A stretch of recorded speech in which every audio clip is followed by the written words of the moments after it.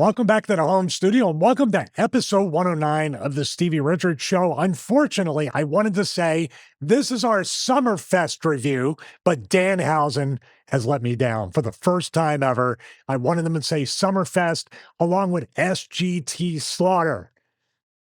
We watched SGT Slaughter and then we didn't even mention it on the Patreon. I'm sorry, we recorded the Patreon for next Monday and it had SGT Slaughter and we didn't even say that. Can you believe it? It did. It did. It should be SGC. Oh my God. It is not Philly accent friendly. Everybody, let's start this over again. Stevie Richards Show, and James in the show notes, if you're a Patreon member, has spelled it with 2 A's. So it's Stevie Richards. And now turning it over to my co-host, James Romero. Hello. With 4 O's.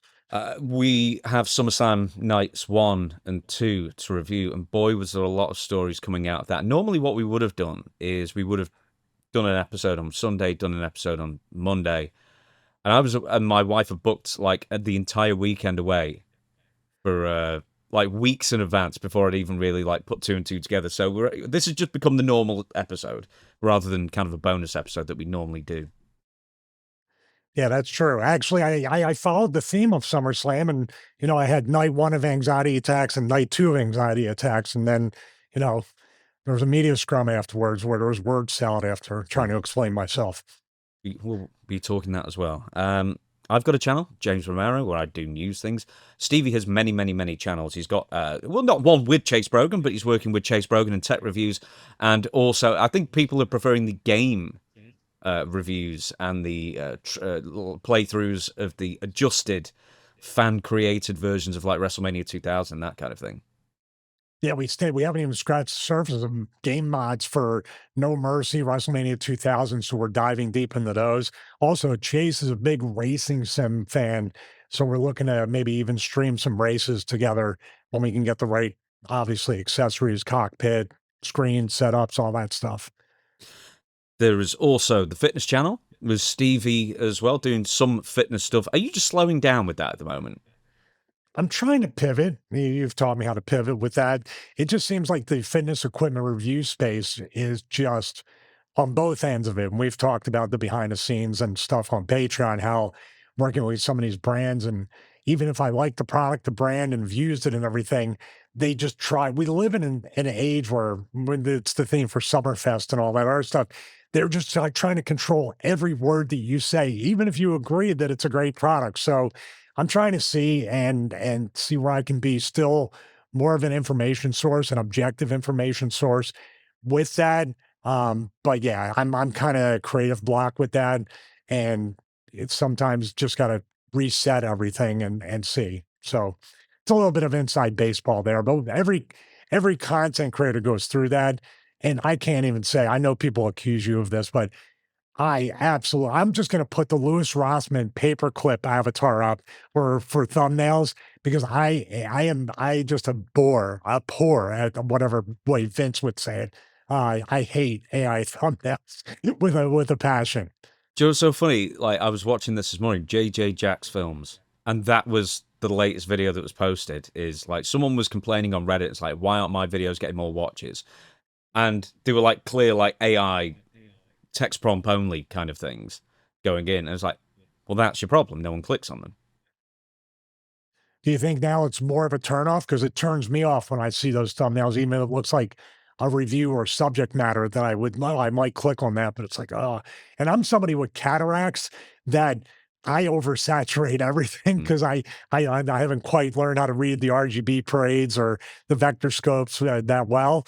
And even I'm saying that's way too much. I don't mind some of them, but I think there are certain fonts that AI use constantly that is like really obvious. And I also think if you're going to use a photo of yourself, use a photo of yourself, but don't have the photo as like, take this photo, but then make it frown, or or like change the facial expressions because it always looks false.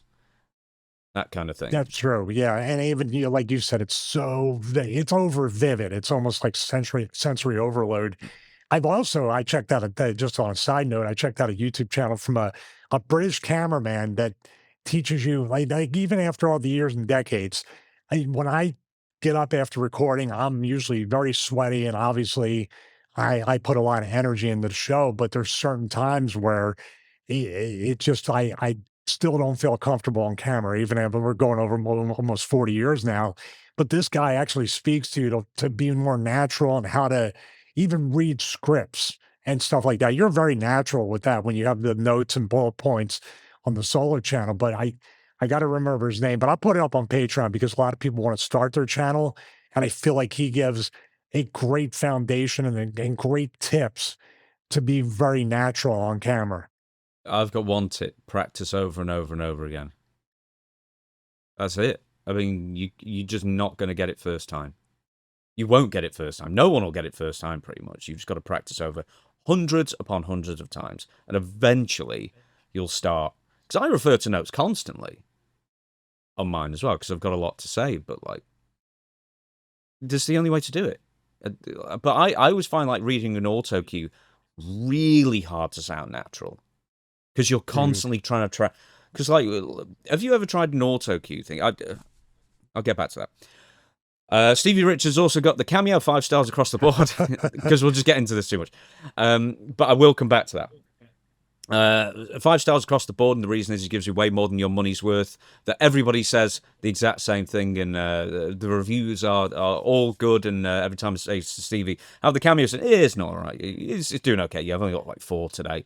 So yeah, many people are getting into it, and apparently most people aren't even asking for wrestling stuff as well. They're asking for fitness, other stuff, motivational stuff. Stevie does it all. He's a renaissance man when it comes to cameo, so book yours today. And also the what I always term the most important thing of this pack of plugs is the Patreon, the Stevie Richards Show Patreon, where we do the Monday morning watch-alongs. What was it last week? Last week, it was James's worst segments of 2026. Yeah, it should have been of the week. That I threw you under. It should have been the week, not the of 2026. There's always more. That's the scary part, isn't it? Like yeah, it wasn't. But the year's not even over yet. No, dude, it was like one weekend's worth of bad segments, and they all like almost went to the worst ones. And then this week coming up, we've got SGT Slaughter and his. Did they have a group name? Just the Iraqi sympathizer. The traitor, yeah, Iraqi sympathizer. No, there wasn't an official stable name. I mean, their Iraqi uniforms, everything pretty much gave them away. Yeah. You can pretty much think of what group of people they were a part of. Yeah, we don't need to like. No, it wasn't like Slaughter's Snipers or something. That was like the AWA, I think, with the tag challenge series. Yeah, that one. Yeah, was that was he part of the Turkey challenge? Remember that? Yeah. Get the turkey, Jake. Get the turkey with Jake the Milkman Millman. Oh my goodness! In the big pink room. Oh man! So yes, I remember because we looked it up right before the show. So that's the only reason I remembered what we had watched with that.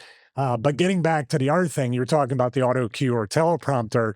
I did go through that with some of the fitness stuff because I wanted to have more of a documentary type presentation. And it is really, really hard. And it reminded me of like how bad it was, and this wrestling related, how bad it was for somebody that was just used to getting bullet points, not even on a piece of paper, from a producer or a writer or Vince himself, Paul Heyman, whoever was in control of booking the show. Man, going from that, I don't know how hard it is to go from scripted to ad lib to natural, but going from natural to teleprompter or script is so difficult to sound natural, obviously. I've heard that WWF were using teleprompters as early as the late 80s on occasion for some of those backstage, like the green screen promos and stuff. I don't know if like Piper had to use them at times, and because we were talking about him as a commentator, but there were definitely times where they had a big teleprompter there. Did they ever use them in WWF, WWE while you were there? No. Although I did see the Danhausen, who's been like the Madison Avenue favorite. That dude's been doing nothing but ads and commercial, Wingstop, all this product placement. And I can tell he's reading the bullet points of what they want to get across with the ad, trying to mix it in. But it didn't sound as natural as when he just does his segments. But yeah, we've never had a teleprompter, so to say. But obviously towards the end, I was handed the script. Do you remember, bringing up Kevin Sullivan, rest in peace? I remember back in WCW or NWA days where Sullivan was literally reading because the teleprompter was lower and you could see his eyes down underneath the camera going like this. You remember those? Like, we're going to be in the Omni, and that's where Flair would give away what hotel they were at. And those were, I think, were the big teleprompter. Like this time, okay, we're in Macon. Now we're here. Now we're here. And I think that was the WWF one was you got to do 50 of these different house show promos. I now realize, yeah, his character was that he was a surfer, but now I know why Don Morocco wore those sunglasses. He was just reading off the board, man. He must have been for like all those different cities. Did you ask him? No, I should have asked him. I need to send him a message. I've not spoken to him in a while. So yeah, is he still on the retirement tour of appearances, or is he done doing that? I think he kind of only did 2. I don't know if he was at WrestleCon this last weekend. I could check, but he did 2 around WrestleMania the time. big event in New York was one that I remember he was advertised for. Yeah, and then WrestleCon in Vegas. Good for him. Oh, Vegas is a lot closer than New York for him. Yeah. So good. That's good. Well, it's like another 5 hours? Oh, yeah. You're cross country about 4 to 5 hours from Vegas. Yeah. He was hoping every year at WrestleMania would be in Vegas. It'd be an easy flight from over. Yeah, California, Honolulu, whatever it might be. Still, I can't see he's going to be turning up in Saudi Arabia. You don't think he will? I don't think he would. No, I don't think he would. Right. Should we get into it then? Because Survivor Series. Forget about Survivor Series. That's coming up later. SummerSlam, Summerfest, Night 1, 2026. We're going to do a full review of both shows. We're going to pick up a couple of things along the way as well, including a couple of what went wrong. So you can probably already guess what they're going to be. Both from Night 1 as well. Overall, Night 1 compared to Night 2. Just as a quick summary, which one did you prefer? I can't say I preferred or thought anyone lacked between Night 1 and Night 2. I will say this. The crowd was hot in Minnesota. They were very loud. As a matter of fact, I asked you if you thought they piped in crowd noise at all, but they seemed very, very into everything. You didn't watch the Baron Corbin match, then, I take it. The Baron Corbin match with what, Trick Williams? Yes. Well, I'm not saying they weren't loud from bell to bell from the beginning to the end, but I'm saying they were very loud in a capacity crowd, according to Michael Cole. You took issue with that. Well, I've got an issue when you sell less than 50% of the tickets and claim it's a sellout, which what capacity crowd means, by the way. That's not just a turn of phrase. It means you sold out. Well, yeah, we have a capacity crowd here in the studio, meaning that it usually only houses one person, but it's still capacity in the studio. But that's how they get around it, is they say, well, we released 36,000 tickets in this 73,000 seat stadium. You fired 36,000 tickets, you released them? Yeah, you might as well have done. You wish them the best in the future endeavors. Tickets. So, there you go. I mean, yeah, well, they were released and then they were all bought or distributed. And then they call that capacity crowd, which AEW does the same thing. Just to push it back on you, they did react for Baron Corbin winning the U.S. title. They did cheer for that. They'd react to me winning the U.S. title. It's a belt change. But I'm saying they were a hot crowd. Were they a very casual crowd that just wanted those $25 tickets really open it up to somebody that just wanted to go to the show or take their family or do anything like that? It seemed like a very boisterous crowd. That's why I asked if it was DJ Jazzy Def was pumping in some sound. Well, what I found was interesting that Sunday sold like 4,000 tickets less. Really? You think that fresh matchup between Roman and Seth Rollins would have like really spiked on Night 2? Yeah, you'd think, wouldn't you? I mean, like the Punk and Cody thing, I think was a bigger marquee match, but I think a lot of people locally want to see Brock and Oba. Do you want to start with that? By the way, I think if we kind of work a little bit backwards, because I always assumed that Cody and Punk would have been Night 2. Is this more of a political thing that the two favorites of the company, Roman and especially Seth with Triple H, go on in Night 2? It was actually two safe main events, right? That's the word we use for WrestleMania and now for Summerfest. They were very safe main events once again, to the point where you didn't know which would be Night 1 and Night 2 with that. Or here's the other thought with that. Are they trying to elevate the World Heavyweight title as meaning just as much as the WWE title? And because the past two major pay-per-views, WrestleMania now, it's been a night 2 title match. I mean, they've put it on Roman, so I think that right there answers your question. He's a night 2 main eventer. Is that what you're saying? So I need where he is with a belt. They see him obviously as the biggest star in the roster, and not necessarily incorrectly with Roman Reigns. Here's the other thing: is that between Punk and Roman, it seems they've both been sending very veiled shots towards each other in interviews. CM Punk was complaining about how certain people have it in their contracts they have to main event, and that could either be Roman or Brock. He's mentioning. And then Roman, I think, on Raw last night, as we record this, said something to the fact of old guys leaving the company, and Roman and Seth were talking about how, they've remained with the company this entire time. So some thought it was about Jon Moxley. Could be about CM Punk. I don't know. You could take that a few different ways. Hey, we've always been here. And you're like, yeah, that's why you're stale. That's what fans could say too. Let's go straight into night 1. And we're not going to do critiques of the singing of whatever it is, because it wasn't even the national anthem. I don't even know what the song was. I didn't know it. Was it something from Motorhead? It would be good if it was Ace of Spades or maybe Portwind, maybe Silver Machine. Her singing like his theme song. No, I think we need to go into the back catalogue of Lemmy Kilmister. Right, Viking Guy hosts us into SummerSlam. Michael Cole welcomes us to a capacity crowd, which he's a big liar. He said that at least twice during night 1. And it was 36,000 seats or thereabouts in a 73,000 seat building. What do you think of the staging, very briefly? It feels like, what was that, a stage from a previous WrestleMania, the design of it? I know that they upgraded it and everything. Was that reminded me, I think of the one in Arizona, was at WrestleMania. It was the second match between Shawn and Taker. There was something, they had like kind of mini pyramids or those shapes. That was there. Awful. But I'm saying, like, it's not exactly a 1-to-1, but I could have swore I've seen that stage, or at least the lighting set up with kind of crossing over into a triangle somewhere else on there. Yeah, the Arizona one had that. That was the Bret Hart Vince McMahon WrestleMania, by the way. Oh yeah, that where the Hart Foundation. Oh, that was a Hart Foundation versus Vince. But I'm just trying to think. It wasn't a 100% recycled stage, but it felt very similar. Did you get that impression? The impression I got is that they made it extra wide to cover more seats. That's exactly my next point. This was the world's most expensive tarp.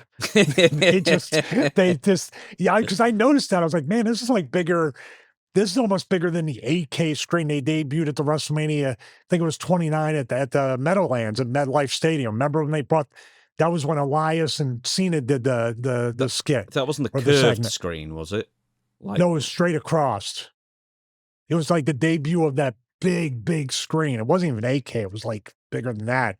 Now, I think that was Seth Rollins and Brock in that match too, as well, and on that pay-per-view. I don't remember that one. I remember the big curved screen from like 8-9 years ago, and Hogan and Liv Morgan were the hosts. And I remember it was Tampa. Was I in Tampa? Was that no? Tampa? It was Hogan and Titus. Hogan and Titus as Pirates. No, it wasn't the pirate. No, you're talking about Alexa Bliss Bliss and Hogan were hosts, and the entire stage was one big curve. Because curved screens for a brief period were like the hot thing after 3D TVs died a death. And I remember just like, I made a list and I never posted it. It was like the worst WrestleMania entrances. And that was like number 1. Because it was like the most thoughtless entrance in the world. It was just a big curved screen. That was it, like a PC monitor. It might be that way. Do they have the malware like LG does on their monitors? Yeah, I just read that last week. But no, you might be right. That might be the one. But I do remember that screen. This might not have been wide, but they widened that stage pretty good. We're going to go to the first match. I don't believe ESPN was simulcasting this on their regular channels, linear channels, and it was just purely on the streaming service. Io Sky versus Liv Morgan. And as an opener, your thoughts? Because Triple H had thoughts on this on the press conference, by the way. What are my thoughts? I mean, you have 2 nights to fill. Both girls are over. And it just seemed like I don't know. I don't know what you put there. Are you saying like should have this been more of a warm up match or more of something like the 6-man tag or anything like that should have been first to get the people warmed up, or you think they're bookending the main those supposed main events like they do, like they would open up with like a cage or there would some kind of thing that would usually be in the main event to do that, which is a good problem to have when you have a good deal of talent that's on the way to being really over or already over. Where do you put it? You've said this before. I'll pass it back to you because I noticed you're kind of like, are you still thinking that the formats that they're doing on these, especially on two nights, are not really dialed in? Well, firstly, I really liked it as an opener. Two, if you got rid of all the bad matches out of SummerSlam and put it all on one night, you could have had like 8 or 9 really good matches on a 4-hour show, and it would have been a really good SummerSlam. This of like Liv and Io obviously would remain. Like I get rid of the Baron Corbin, Trick Williams thing. I get rid of the Danhausen thing. Um, but yeah, Triple H in the press conference, someone asked him about this, and it wasn't even a critical thing. And then he starts going into his first of 2 soliloquies about how he's sick of the fans complaining about what's opening the whatever and what's closing the shows, and it's like that wasn't even the question. He just started complaining about it, and I wanted to bring that up, but I thought it was a good match. I did too. They did the very finish was just kind of like I know you were talking about your review of night one about people didn't prostitute their own finishes, but they had people kick out when they were That's your trying the point. opponent. That's your point that Yeah, I it's my stole. point. But they're going to beat that to death now. They're going to, you know what I mean? They can't do anything in half measures. The only thing I didn't like was I understand it's different, but man, we just did the clip with the Young Bucks and kind of no selling the 450 to get into the next spot. But this finish was she took the Oblivion, kind of landed head first, rolled over, stood up, took the code breaker, and then it was kind of a 3-stage finish with the same move bookending each with the middle being the code breaker. It kind of gets E over and you got to do more to beat her, but it was still a clean finish, which I like to open it up because it doesn't always have to be because I was expecting anything with a title match, which first match, middle or end, you're going to have some kind of screw job. But there's quite a few just clean finishes, even though they were a little overbooked. Is that kind of what you thought with it? Yeah. At least we got some clean finishes out of these pay-per-view There were an awful nights. lot of clean finishes. Like, you could even argue the Danhausen Dominic thing, which it wasn't, obviously, but because it involved magic. But there weren't, like LA Knight winning, which we'll get to in a second, clean over Jey Uso, I think, as well. That was a surprise. Obviously, they're building LA Knight to be a placeholder challenger for a short time. Yeah, it's his turn again, just like Bull from Night Court. It's his turn again to challenge. I have to say this: the Liv Io Sky match was really, really good, and they're always going to have chemistry. But once again, are they saying, well, they have a great? It's like the back in the day, like if you had really good matches on the house show, it became a TV or pay-per-view storyline. But it was kind of like what was the one way back? Was it Bianca Belair and Piper Niven? They were having awesome matches, and she would pick her up and give her the finish. So they're like, that's a really good match. So let's have that match 9 times in a row. I don't want that to be so stale with these two because they have great chemistry, but on their own they can do a lot. But going to that 6-man tag, which I don't remember if that was next or if it was that next? It was next, yeah. The We'll get to 6-man? that. SummerSlam moments. Why? Like I hate to say this because WWE does some great video packages. These weren't it, and they permeated both nights, and it was just images that you could Google with the Limp Bizkit song over it. But there was like 19 segments each night with it, where it seemed like the only reason for being there was to swallow up more time. And I don't understand why they needed to be there because there were so many. They bookended the commercials, and then at certain times they'll have like a SummerSlam retrospective commercial block, SummerSlam retrospective commercial block, SummerSlam retrospective. There were just too many of them. Yeah, when you look at the time that they took up with all that stuff, and obviously advertisers rule, watch time rules, to go to social media, all that stuff, everything but whatever subscriptions or buy rate, if people are buying like just this PLE on its own. But what you're saying exactly is true. You can even get a 3-hour pay-per-view with 8 or 9 good matches, be in and out in one night, and people will be talking about it. When you have 2 nights, it just feels like, dude, when we're talking about it, night 1, I had to go back this morning during cardio, at least watch highlights and then the matches on the solo things from their channel because I forget some of it because it's all mixed together because then night 2 comes along and you forget about night 1. That doesn't tell it no good right there because business doesn't really come out of it of memory. Like you said, the memorable moments or whatever of SummerSlam and all these historic things that they filmed throughout the decades. And then you have this. And can you tell me what happened last SummerSlam? No. No, Punk and Gunther, I think that's about it. You think? I think. But can you tell me, okay, can you tell me, like you said before, for a run of like 5 years, maybe more, the Hart Foundation or Bret Hart were featured in that, like as like MVPs of every SummerSlam. And once you talk about that match, you might not remember the exact year, but you sure as heck remember the match. What's interesting is that Bruce Pritchard might say, well, you know, everything will get lost in the sauce if we have too many matches. So what we need is less matches and more downtime. And then I think it's the absolute worst thing. I think it needs to be like 8, 9, or 10 matches even. Hey, WrestleMania 7 I loved as a kid, had 13 matches on it. And they had promos and the whole bit, and it was under 3 hours. They packed that show, and you just don't get that these days. They pack it with adverts. Like Michael Cole's even doing adverts. So it goes SummerSlam Retrospective, ad break, SummerSlam Retrospective, ad break, SummerSlam Retrospective, Michael Cole ad read, into a second Michael Cole ad read, into maybe the next match. Well, don't forget too that Little Yachty had to go through the Slim Jim table, so there's also product placement on top of that. We will get there. Next match. Oh, I'm sorry. Gears of War. Civil Emergency Alert. I don't know if I've ever played Gears of War.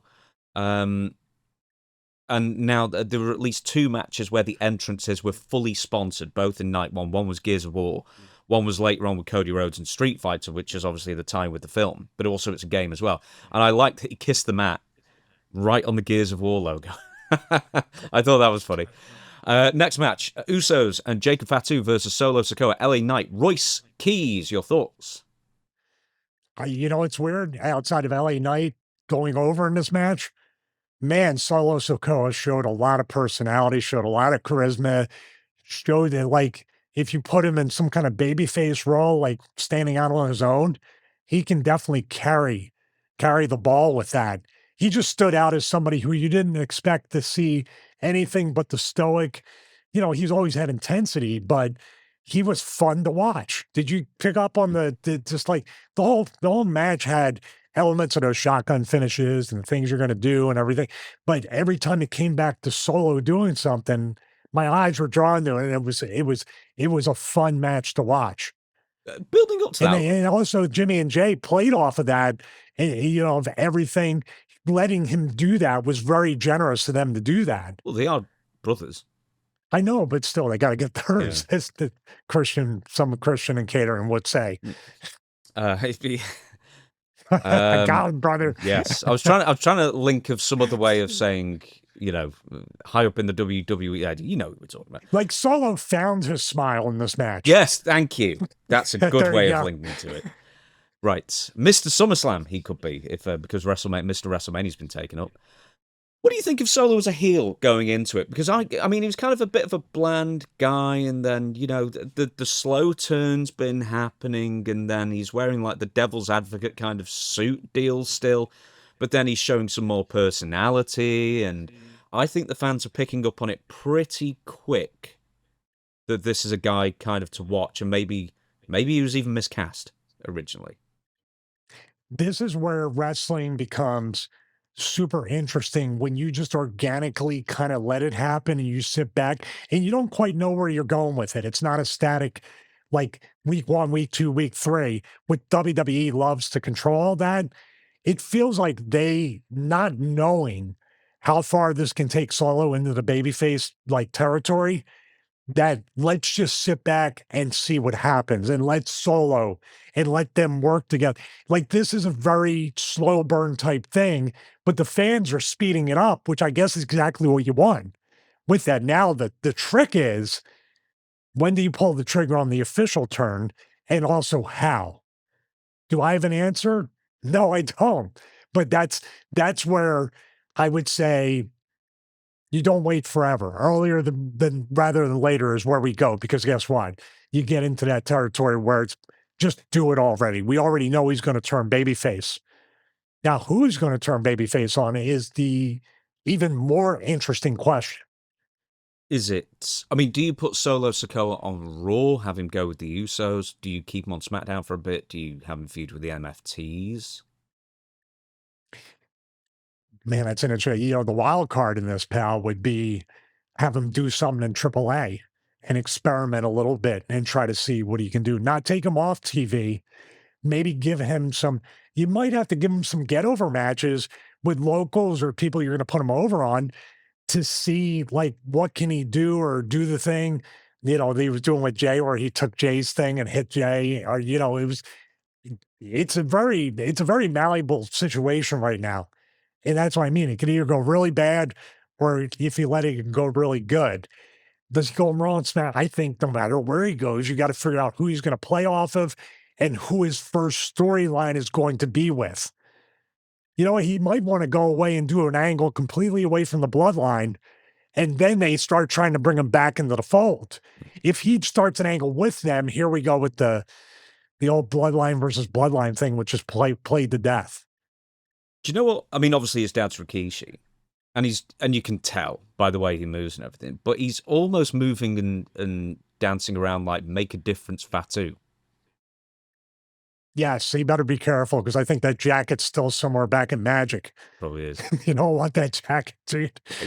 But he is showing he's showing very, very old school charisma that his father showed, that Jay showed, that even if you look at it, there were certain times and whenever like Snuka would do his shit when he came back for the run where he ended up in wrestling against Undertaker. I think of WrestleMania 7 as well, right? That was where the Undertaker destroyed him. Yeah.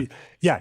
But Snuka was doing that shaky, and very, very, I guess, possessed type of thing where he would shake and do the things and become like a savage. Not a one-to-one thing, but it's all charisma based. Even the Islanders and the Samoan SWAT team in WCW or NWA, they had a certain charisma about them. Very briefly, speaking of the Islanders, Haku's returned. Oh, you were happy about that, and so was I. Yeah. Not to be in his crosshairs. Now, what do you got a weapon for, dude? Like, the only good thing is you want him to hit you with a weapon because it'll hurt less than if he gets a hold of you. The other thing to mention about this is of the good guy trios here. LA Knight's obviously the most popular by far. He probably got one of the biggest reactions of the entire weekend, as he always does. Solo Sikoa, not Solo Fatu, but Solo Sikoa. The fans are kind of getting with it, and it, as you say, it's not like accelerating, and it might be people cottoning onto it quicker. Royce Keys, he got the least reaction of the 6. I'm just kind of not sure where they're going with the guy. I know Jacob Fatu destroyed him on Raw yesterday as we record this as well. I'm wondering where they go with Royce Keys, because at the moment he's kind of like, I think what I wrote was Michael Cole says, really burst onto the scene in WWE, yes, with one forgettable Royal Rumble entrance, and then they took him off TV for 3 months. Like, wow. My goodness me, he really burst on the scene. He burst onto the scene in front of this capacity crowd in Minnesota. So I'm never going to get it. He's called the episode Capacity Crowd. Dude, even Roman Reigns in the promo just said Royce Keys, what a stupid name. Or someone in the bloodline said that as well. I was like, where does Royston go from here? I don't know. The only place I hope he doesn't go, but I'm thinking he's going to go because this Royce Keys persona is not working out. I'm sensing in a few months we're going to get the Real Me promo, the Real Me vignettes, and now he's going to be Powerhouse Hobbs, and they'll come back around. What they're doing with trying to give the backstory of him and Jacob Fatu, or obviously they ran together on the road on the Indies or whatever they're trying to do. This also is a bit of a disconnect because you're expecting us to believe what you're saying and imagine that they were running buddies on the Indies. It's kind of a disconnect when you also, in the same vein, whoa, brother, CMLL. No, no. What are we talking? Do you see how they're like, they got this duplicitous identity within the company? We want you to acknowledge things outside when we say so, but then when we don't want it, whoa, brother, no. What are you talking about? Is that alphabet soup? What are we talking about here? It was the same with the Cody thing, as the nod and a wink to their previous feud, but never even remotely explicitly said. So it's just, If you do that, you shouldn't do it at all, right? well, yeah, but like, do you remember with the Raven thing with Tommy Dreamer or whoever it was who just said, look, we don't have to use like real life circumstances to build a story on. This is wrestling. You can make up whatever you want. And Raven was Johnny Polo a few months earlier, and people just bought it that he was Raven then, you know? Well, they did what the thing with Raven and Dreamer is all the way up to even in WWE when they had that loser leave Raw thing and Raven had to go back to Heat, they still referred to it. They stuck with it. For some reason, the narrative never changed of Summer Camp and Beulah and Tommy and Raven and them being rivals since everybody can understand the animosity you can have for somebody in high school and then summer camp and then in that era never really get over it. And now we got a wrestling feud out of it. With Royce Keys and Jacob Fatu, they just literally just said, yeah, they traveled together on the Indies and they met at these. Well, you got to tell us they haven't told us anything yet. Oh, they were brothers. With that. They were brothers. Royce Keys and Jacob Fatu were brothers, is what they described just yesterday. And I was kind of like, are they? You know what I mean? It doesn't. Yeah, well, I don't believe that because I don't believe that because Royce Keys would get the Samoan push. Then he'd have a better push coming in. Hey, unless you're the third Haku kid, Tamatonga or Tongaloa. You know, I was going to call him Tall Tonga and Taller Tonga. The tallest Tonga is still there, and one of the other Tongas is there. We will talk about LA Knight later. I feel bad for Royce Keys, by the way. I don't want to say that because that moment where I don't know what they were expecting because there was no build, but the face off of two, like the unstoppable force and the immovable object thing, it didn't really play out or get a reaction because nobody knows what they're. You can't just say it once and then everybody just formulates the mysterious brotherhood that they had previous to this. Just one bit out of this match. We're not going to do a what went wrong because like there were 3 super kicks from Jimmy Uso to Royce, and Jimmy Uso tires himself out, and Royce just has to take over. And then they do this thing where they kind of like in the fall away slam position on the second, and like 20 odd seconds go by because Royce cannot pick up Jimmy. And Jimmy cannot get himself in position for this. And I've seen fan cams. I think actually, I don't know if it was Chris Van Vliet's fan cam or someone else's in the front row, where it's just it's an embarrassingly long time where they can't get into this very simple position. Was Jimmy completely, he looked kind of gassed out there. I don't know what's going on. He looks blown up a little bit. Yeah, I think so. Because it'd be quite easy if you weren't really tired, just kind of hop up there and get in position. It wasn't Royce Keys' fault, I don't think. But the thing is with Jimmy, he doesn't look like he's really out of shape or he's gained weight or he's slowed down. I don't know if he was feeling sick or he just wasn't. He didn't have a lot of energy. You got to remember, these weekends are pretty taxing before you even get to the match, even though this is 6-man and really the easiest thing to keep you from blowing up. You can go into this and have all sorts of stress in your life or stuff could happen that weekend and you're just off. And unfortunately for Jimmy, maybe he just didn't go in there or he was already exhausted going into this. I'd like to give him the benefit of the doubt because he doesn't look like he's gained a ton of weight and he's slowed down or he's out of shape or anything like that. Maybe he hasn't been working as much as he wanted to. Maybe he's feeling a little bit rusty. I don't know. We shall move on to the next match. And it was, where does this rank for best match on both nights for you, Gunther and Nick Aldis? Really, really good match. Really, really good match. And I don't know.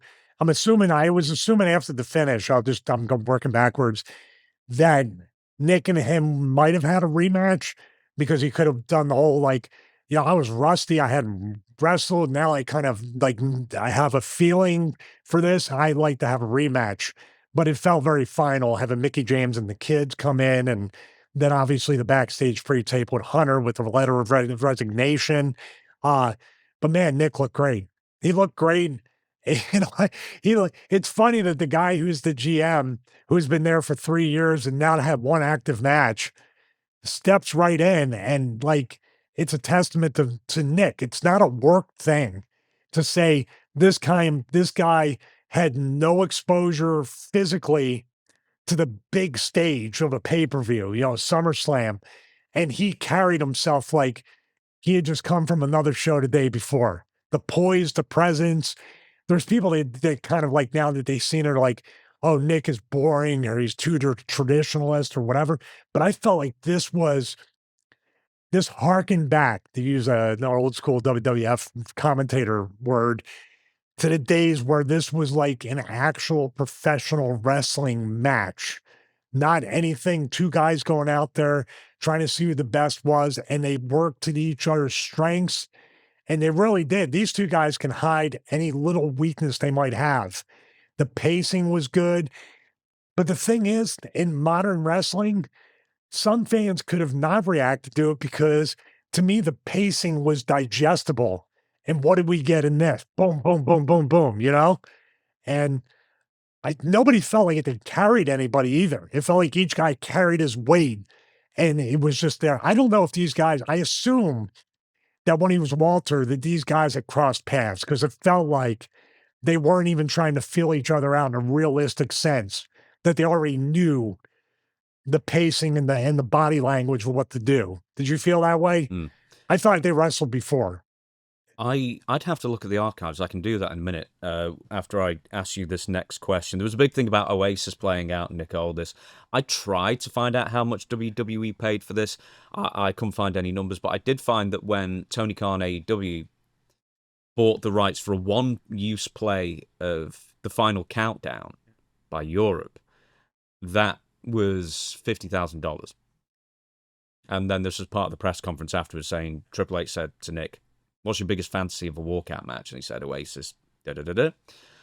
And they actually got it done. So I thought, it's like, I don't think WWE could have done a better job setting up Nick for success here.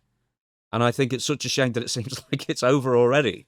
Well, that is a lot of great points. I got to give Hunter credit for that because it really does seem like he thinks a lot of Nick as a talent, not just an on-screen character as general manager of SmackDown, but he thinks a lot. And, Hunter's a traditionalist too. Hunter, it's easy to we'll get to that, but like with Hunter, he enjoys traditional wrestling, and I feel like that, Nick Aldis can actually be compared to Triple H in a lot of ways with the psychology and what he can do. And yeah, you're right. Like you're literally giving us Nick Aldis as a pro wrestler and what people in the NWA appreciated when he was NWA champion.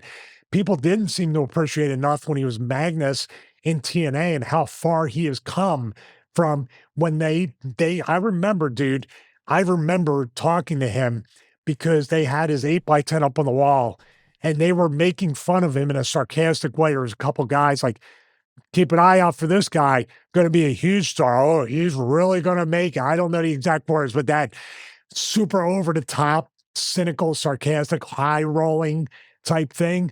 And I remember I said, dude, don't listen to him. Dude, use that. Use that as I'll show you, you'll see. I remember I go, you can be a huge star. You need time and you need opportunity. And I don't know exactly the way I put it. I go, but use what they just did as fuel to motivate you. And that dude is definitely somebody that came in as the England version of American Gladiators, came over to TNA, very green, and now it's like, why did you stop this so soon? Because this dude, the roster and the company and the show and the product need more Nick Aldis talents to be wrestling matches. Just my thought. I'm biased. I like Nick, and I really like to see talent like him, who I don't know him super well, but he seems to be a really stand-up guy, a really ethical guy, and for them to do right and say, "Well, what's your favorite walkout music?" and really try to make it special for him and his family. When his wife not too long ago had her stuff delivered in a trash bag, and Bruce Pritchard was talking trash about Nick, and to go past that and have the company not be petty, that's pretty cool. I was just looking at Nick's matches, and before then, the last time he wrestled, as far as I can tell, was in my old friend Moose Appalachian Championship Wrestling. In fact, in 2023, I Oh, hadn't realized. wow. Hadn't realized that was his last match.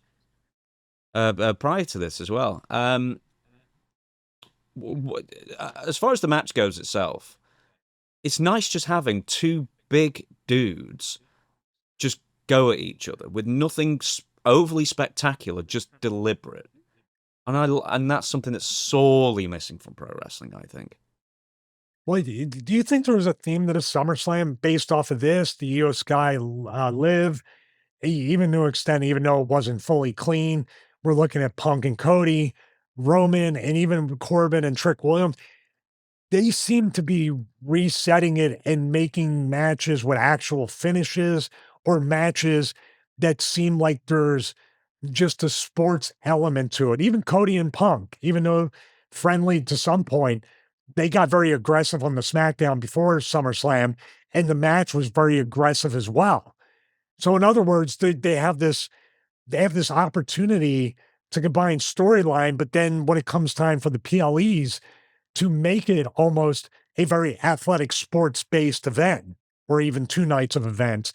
And Nick and Gunther kind of were like the poster guys for what that looked like.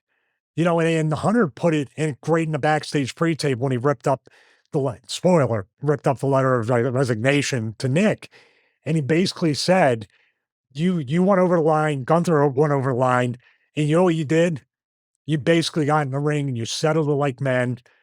You're a man that stood for what you believed, and it doesn't matter whether you won or lost. It's what you stood up for that mattered. Hunter was it was great. It was real. Felt real. Gunther ends up winning with the sleeper. People were very disappointed about the tap out, but you want people to be disappointed with the tap out, you know, which is good. You don't want people just sat there silent. And once again, it seems like they're just going to keep Nick in the GM role for now, at least, which I kind of think is a shame because Triple H could be GM. I mean, he wants to be on camera a lot, so why not? I mean, just have Nick as a competitor. I kind of think that even though Nick isn't a young man, but it's almost like Kevin Owens in a sense. He's not wrestled in so long, he's fresh again, you know? And you need that injection of just mixing it up a little bit. And I thought the Gunther Nick Aldis feud had way more in the tank.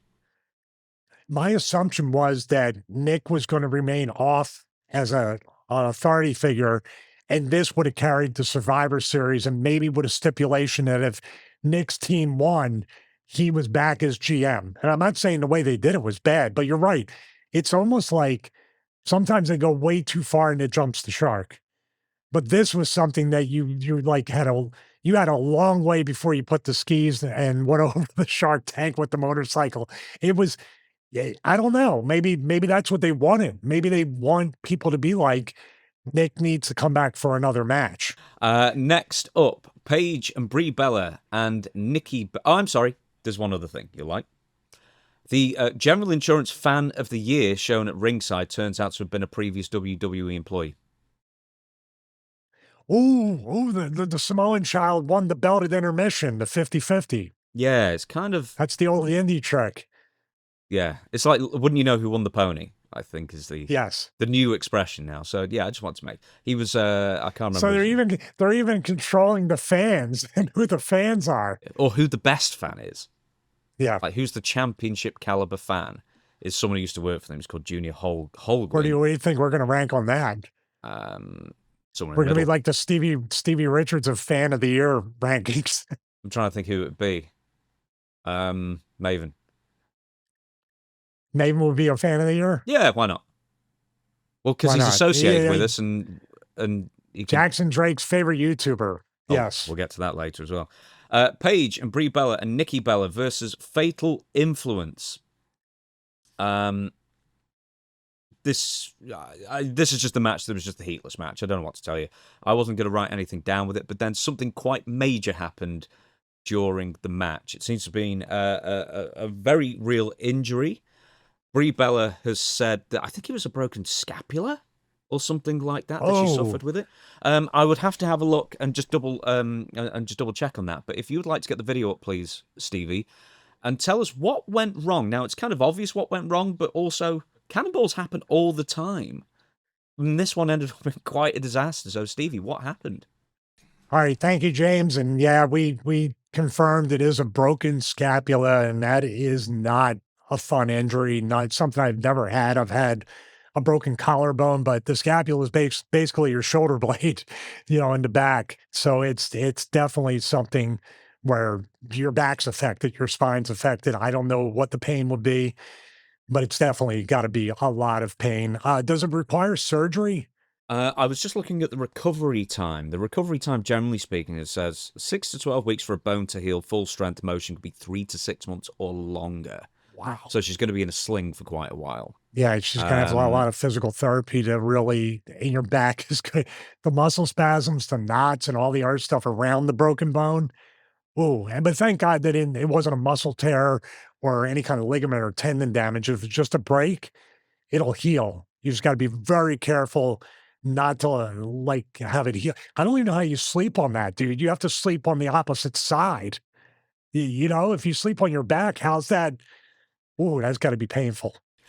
To confirm to you, most broken shoulder blade scapulas do not require surgery. Some 90% don't require surgery, so it's just a lot of healing time. Oh, and that gets harder as you get older and stuff recovery and everything. Definitely. So let's take a look at this. And this is the cannonball into the steps.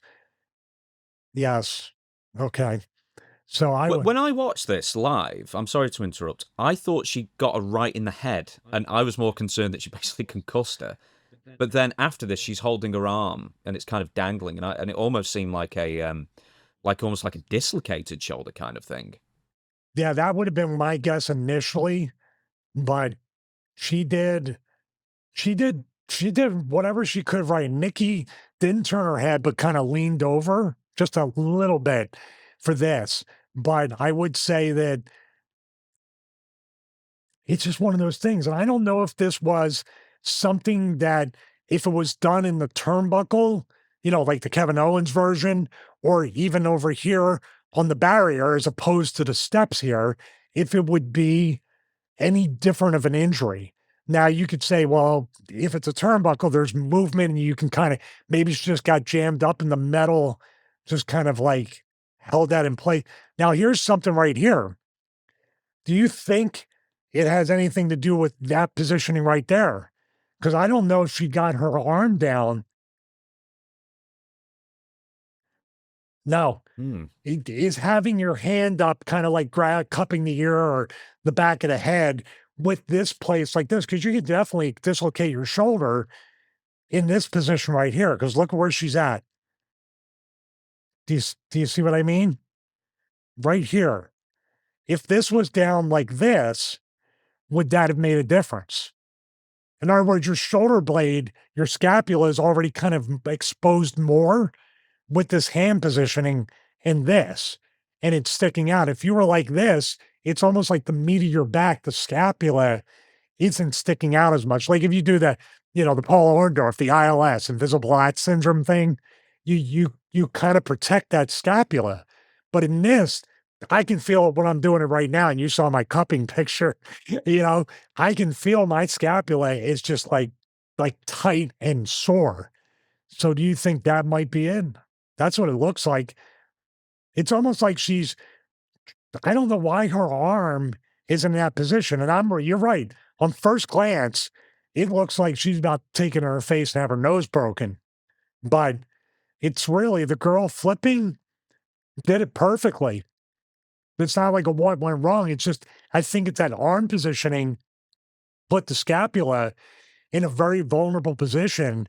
And this would have been, it's almost like like with Kevin Owens, he does it, and sometimes, or even Mason Rook does it, it's sometimes off to the shoulder, but sometimes it's if the person turns their face, kind of like taking the Aluva kick in the corner, you can eat it on the side of your face, and the person lands kind of right here on the torso. It's one of those things like you can do it and take it almost differently every single time. And this is like a 1 in 1,000. I've never heard of anybody breaking a scapula or even dislocating a shoulder on a cannonball move. Have you?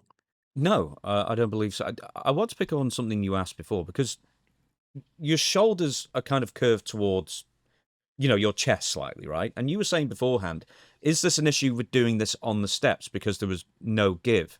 Whereas on the barriers or the turnbuckles, there's obviously going to be a bit of wiggle room. Do you think it's just because she had her arm up in that sense, and then because your shoulders are curved toward, rather than, the opposite way from what you're leaning on, essentially? That was the issue, that there was no give, and essentially the bone had to give. Yes, what I'm saying is that like when you're down and you're bracing, say even for a splash moonsault, which we're going to get to that in a little bit, if you're kind of bracing, you bring those arms, her left arm's exactly where it should be, kind of by her side, and she's flexing the back a little and bracing for the impact. The right hand and bringing the elbow up, I can feel it in my chair. And if you do it, James, you can feel your scapula is exposed against it. Put your hand on your ear. Now you got to kind of bring the elbow up. Do you feel the scapula shift? Yeah. So the scapula. So yeah, if you kind of do it like the Hulk Hogan thing, and you can feel that there's not much give. Yeah, but if you go, and if you're leaning hard back on a solid surface, yeah. But also, everybody go and brace and bring cross your arms in the front and kind of bring your shoulders forward. Your back rounds out to bring the muscles to the forefront. And that's where it is. So it's kind of like even doing like a seated row or a lat pull down. Think about when you squeeze and it's exposed, but on the stretch, it kind of, your muscles kind of stretch and their scapula disappears a little bit on that. This here, it's kind of exposing that bone to where it probably broke. And of course, going into the stairs doesn't help because it's a solid surface that has no give in it. Now, I'm not saying like if she went into the turnbuckle or even the barricade over here, she might have dislocated her shoulder or tore her rotator cuff. So there's the hand positioning, I think, was the biggest what went wrong. There was no what went wrong with the way the girl delivered the cannonball. JC Jane, by the way. JC Jane, I'm sorry. There was nothing wrong with that. I just feel like Brie tried to do, maybe she was protecting her head from hitting the steps. I don't know, but it's an honest mistake. That's all it is. I've got a wrestling positioning question. If you are taking a cannonball of this, and obviously they're not going to go straight into your head, or at least try not to, do you not have to, in a way, get your arm out in some kind of position? So therefore it doesn't look, because if your arm isn't out at all, that's quite a small, grace measuring period between, not hitting the head and then completely missing them entirely. So don't you have to like bring the arm out a little bit so there's a bit of, leeway of where you're aiming? No, because I think the best cannonball, and Kevin Owens does probably the best one, and Mason Rook is very good at it. What they're doing, if you watch, they're literally cannonballing their body kind of back to chest and stomach, and their butt kind of hits the face, and that's why you turn your head. It's like taking a big boot. You're not going to eat the big boot straight into the face. You're going to turn your head, especially if it's somebody taller like a Kevin Nash. He can lift it halfway up and hit me in the forehead. So I turn to take it. Sometimes I bring my chin up, but that's still eating it way too much. No, I believe she was trying to protect her by not, because her head could not go back, much like the cannonball in the turnbuckle off camera here. But no, I would really stress to be body to body in the center right here and not side to side, because you might get squished a little bit. You might get the wind knocked out of you, but you're not going to break any bones like that. Doing it on the stairs, it introduces a level of rigidity. It's too rigid to where you can't bounce off. And even when this girl did it, watch, she didn't have any bounce. She just dropped. You know how most people do the cannonball? They hit it and then they kind of bounce back to where they roll backwards. You don't get that because there's no bounce to this. But man, yeah, that's a hard thing to take. It's an honest mistake. Brie didn't do anything wrong. I think she just tried to, and for all we know, did she take like a headshot before this or anything to get into this position? She could be selling the back of her head off of that and then Yeah, gets called. I don't know if she was punched in the back of her head or anything. I obviously she was put in that position. She didn't just But she's take a definitely, rest, but I don't think she was my hurt. guess was she's doing this right here for the very best of intentions to maybe sell a previous move that led to this. It's unfortunate. It's an injury, and then afterwards you get the turn with the match. So where does this leave the Bellas now? Unless she's going to play a manager, which just don't take her off TV, and then she comes back. Have her be a manager for Nikki. Yeah, so at the end of this, the Bellas and Paige, I think Paige is the one who gets pinned. Yeah, she has the worst comeback ever. Oh, she does one sunset flip. And you know that Tony Gurria was, like canning in his house. She's elbowing over that everybody and growing. Huh? Yeah. Hey, look at that. No do-si-do, unfortunately, but this one. But Paige gets pinned, and then Nikki attacks Paige, while Brie kind of just stands and watches. And it's just like Nikki just comes back from injury, which took months. I thought it was so strange in a sense. Like, oh, can she get back for WrestleMania? It's like she could barely get back for SummerSlam. Like this, the not torn, but pulled tendons in her ankle and everything from that weird situation where she injured her ankle from a schoolgirl pin as well.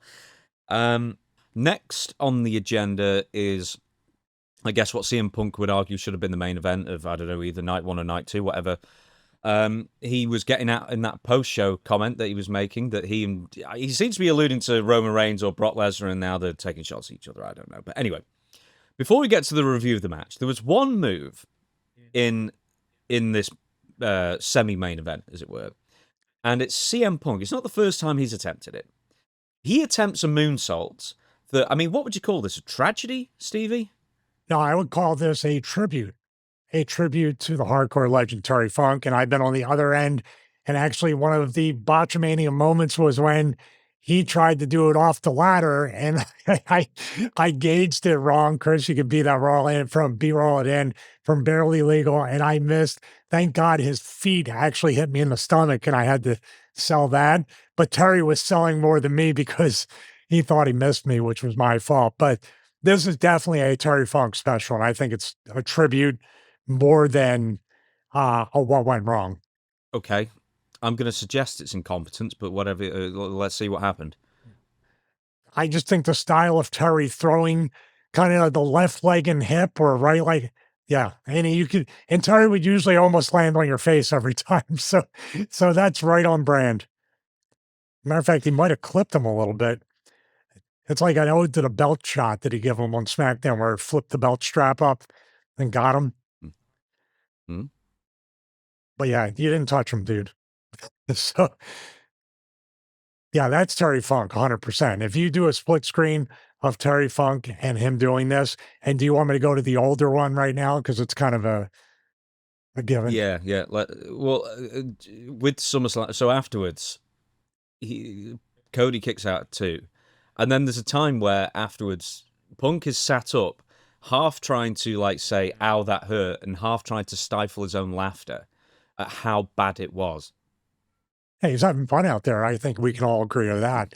But that's a Terry Funk thing. And let's see if it's going to, from Night of Champions, if it's going to be the same thing. That wasn't a bad one. That was minor Terry Funk tribute. That's a pretty, look at that arm though. Oh, that's the scary part. I know, but the thing is, even if he kind of half does it, it's so wayward, and he's kind of aiming for people's heads every single time. It's terrifying. Yeah, he's definitely not you see how he lands like that? He's not landing in a splash position. It's like, if I'm not missing, then you're getting squashed. Take it from me, the experts at breaking down moonsaults, because the two I tried, I didn't even get my hips over my body. I remember Bill DeMott was the one that kind of talked me up at Les Stature's HWA wrestling school. Try a moonsault, try a moonsault. You can break it out when you get back to the main roster. And he goes, I'll catch you and flip you. Don't worry. I swear to God, it was like out of a sitcom. I was scared. He goes, okay, I'm ready. I'm going to catch you. I'm going to make sure you flip with my hands. Cause he was like trying to guide me, like usually guys, when you first do it, will have the hands on the back and like the hip and help you flip over. I'm not kidding you. When I had the guts to finally do it for the first time, James, the second that I went, okay, I'm going, Bill's got me. Somebody called Bill and he turned around to like address them calling him. And I landed right on my head on the crash pad. And he turned around and went, oh, I didn't know you were going. It was, yeah, it was comedy of errors that I thought for a half a second I was paralyzed. But Punk does a much better moonsault than I could ever hope to. This here is him just doing it. The one at SummerSlam is an absolute 100% tribute to Terry Funk. And I don't know if Harley Race ever tried it because he likes to do tributes to Harley Race as well. I've got a quote for you when talking about the moonsault. It says, I don't know. I could take that either way. It was incredibly bad, or it was so bad, it was good. I don't know, but a little homage, a lot of homages tonight. That was for Terry Funk. Do you know who else used to do the moonsault like that? Because they could never get over was Bam Bam Bigelow. Yes, he did that at King of the Ring to Brett when he kicked out of that. He hit that one, didn't he? Mm-hmm. So yeah, but Bigelow doing it, that's why it's so incredibly just athletic and unbelievable when Vader would do a proper moonsault and not try. He'd have a little bit of a hip turn with that, but once again, being being the expert on moonsaults and how to do them right, this is your guy right here. Why are they so difficult? I mean, from personal experience, you've been talked into them, and they're just, why are they so difficult to do? Is it just that over the top of your own? You can't quite control the landing, or you can't feel like you can control the landing sometimes. Well, hey, by the way, I'll never be talked into it again after the HWA wrestling school fiasco. I think what it is, it combines everything that terrifies somebody that's not used to it. Obviously, people that take gymnastics and do other things or have a natural inclination from the backyard to do flips and all that stuff, handstands, things like that. But just it's such an unbelievably terrifying feeling, a mix of feelings. Having your hips completely over your head, being upside down, then just that streak of you're looking back and the whole world is flipping, you don't know where you're going to land. And then it's like, I guess a natural GPS within your body or not. It's just, you have to have a natural inclination to do this. And also it's really about clearing. Now in pro wrestling as well, Punk's doing it the easy way, although he's getting pretty close to the head area. He's doing it to miss, although was he planning to miss Cody and thought he hit him and then he covered him? No, he's trying to go for him. Like someone talked someone into doing that and landing it and trying to get a near fall. Are you saying the old "you won't do it" kind of thing, like the daring type thing? Hey, you know what you've not done in a while? Yeah, that's a Terry Taylor special. You know what people haven't done in a long time? You know what no one ever does? And I would say, there's a perfectly good reason for both of those things right there. So yeah, but the moonsault is terrifying because the backflip, the top rope, the height of it, and then your hips over your head, then trying to not land on your knees or feet, try to land in the splash. And if you're going to hit it, guess what else you have to do? The number one thing involved in all that other stuff is protect the opponent when you land on them. It's probably one of the most difficult things for anybody to do, right? It's right up there, no matter what your experience is.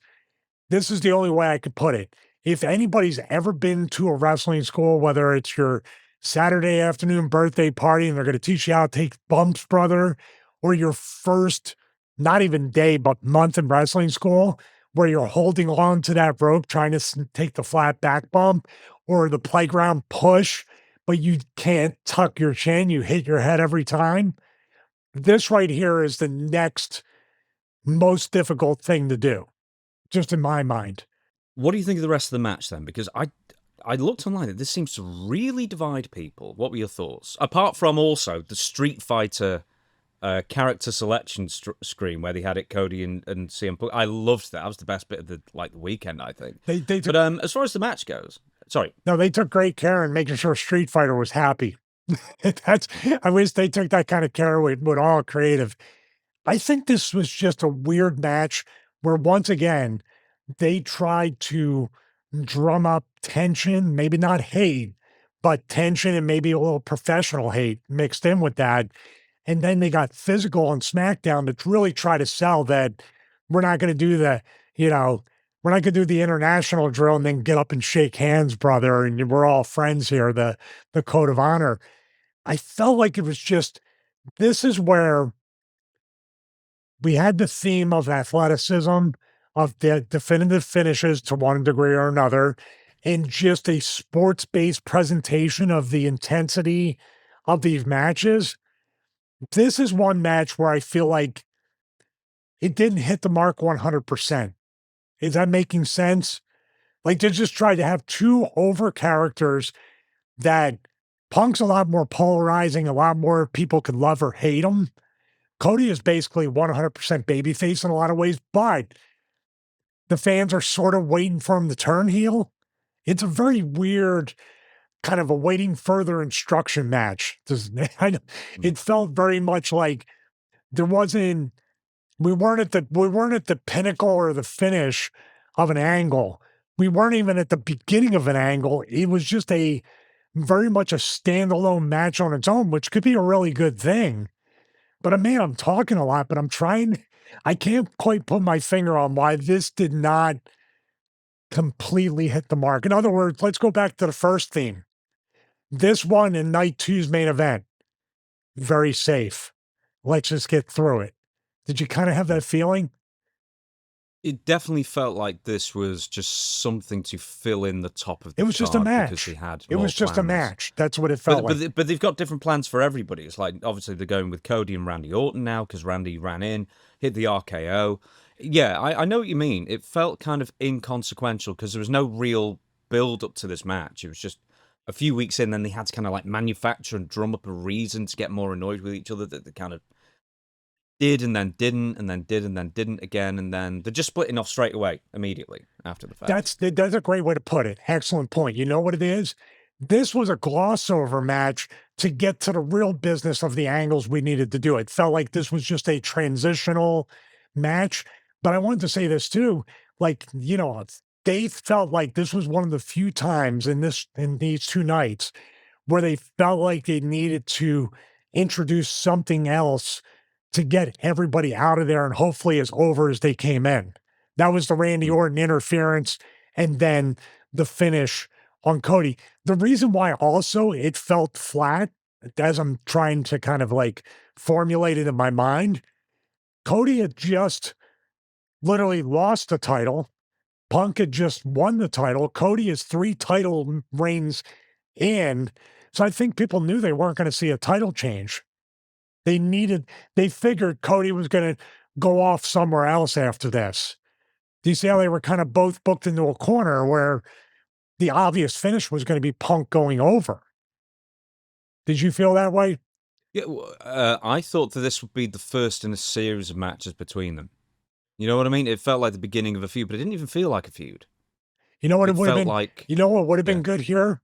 And if you could have started it at SummerSlam and maybe ended it at Survivor Series or the next Saturday it's main event, who knows when that's going to be. What if Punk and Cody did a best of 7? And then right then is where Randy Orton comes in when Cody's about to win the rubber match. They're tied 3-3. Cost them that after you went through all that stuff.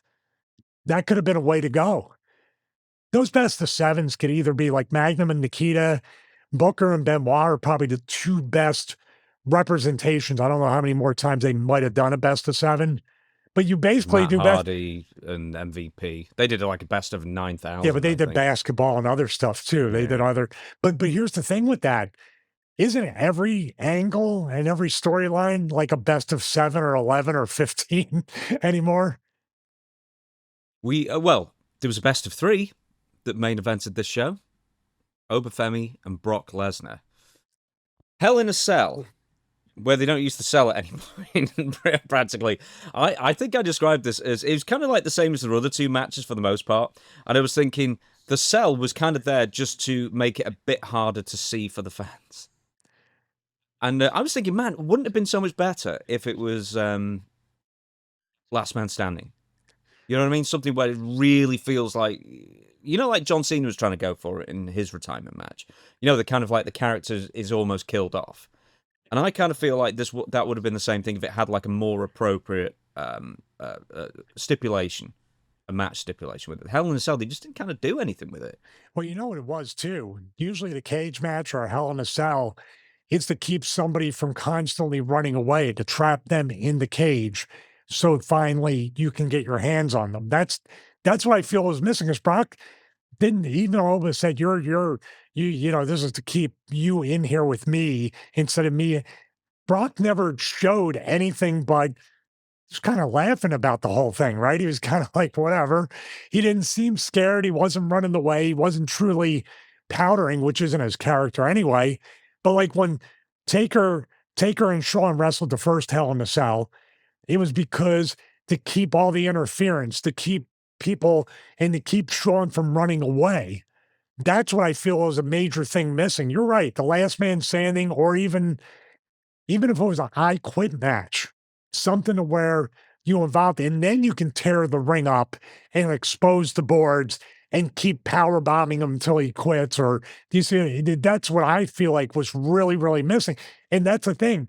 The cage is supposed to be the weapon, but the finish showed the ring, whether with a cage or not, was actually the deciding factor. Well, it wasn't, because Oba did. I will get to that finish in a minute.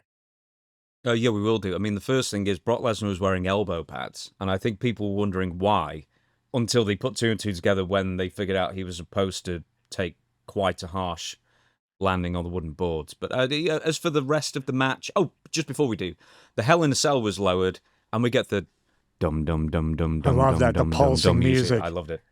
Yeah. That's the one that Austin came out for WrestleMania when he was walking. I love that when they did it for the walks. What do you think of the match in itself? Did it differ enough from the other 2 for you?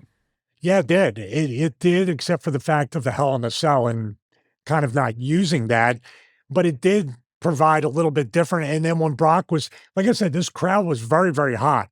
So when Brock pulled up, they started tearing the apron and then exposed the boards, people are like let out of gas. Once again, it could be DJ Jazzy Def pumping in gas sounds or whatever, but they seem to be really into it. And then we get to the finish, which I believe, if they really wanted to explain it in a good way, that Brock did that. He provoked it. And of course, it should have been Oba Femi give him the, what do they call it? It's a spirit bomb, but what's his name for the finish again? Fall from Grace. Fall from Grace. But what I'm looking at is that Oba, as a babyface, decided not to do that. And be, I mean, I know he was supposed to do that. Elbow pads are a good indicator, but at the same time, you can spin that he defeated Brock without the help of the exposed ring. It was just a straight up finish. Why do you think they didn't use the boards in the end, then? It was just a complete miscommunication, or because obviously it didn't make sense in the course of the match, because Brock had already kicked out of a regular fall from grace earlier, which is essentially just a powerbomb for Brock, because he's so big he can't do the last ride kind of thing and push him up. But then they just do a second one and then he's pinned. Obviously, he was meant to land on the boards. But this is after he kicked out of like an F25 or an F20. Like multiple F5s. Yeah, there was at least 3. Yeah. Oh, yeah, but it was more egregious on the previous one, where I think Oba kicked out 7 or 6. But that was Brock's thing with the Germans, and the very, just straightforward type thing. What do I think? I think they should have tore up the entire ring, like opened it up to expose all the boards, and do a little bit for the finish there with the boards. I think it was a positioning thing. They tore off that section, but it's very hard to get. You're trained with a power bomb or other moves to do it right in the center of the ring. So I believe Oba's instinct was, we're going to be in the center of the ring for the finish.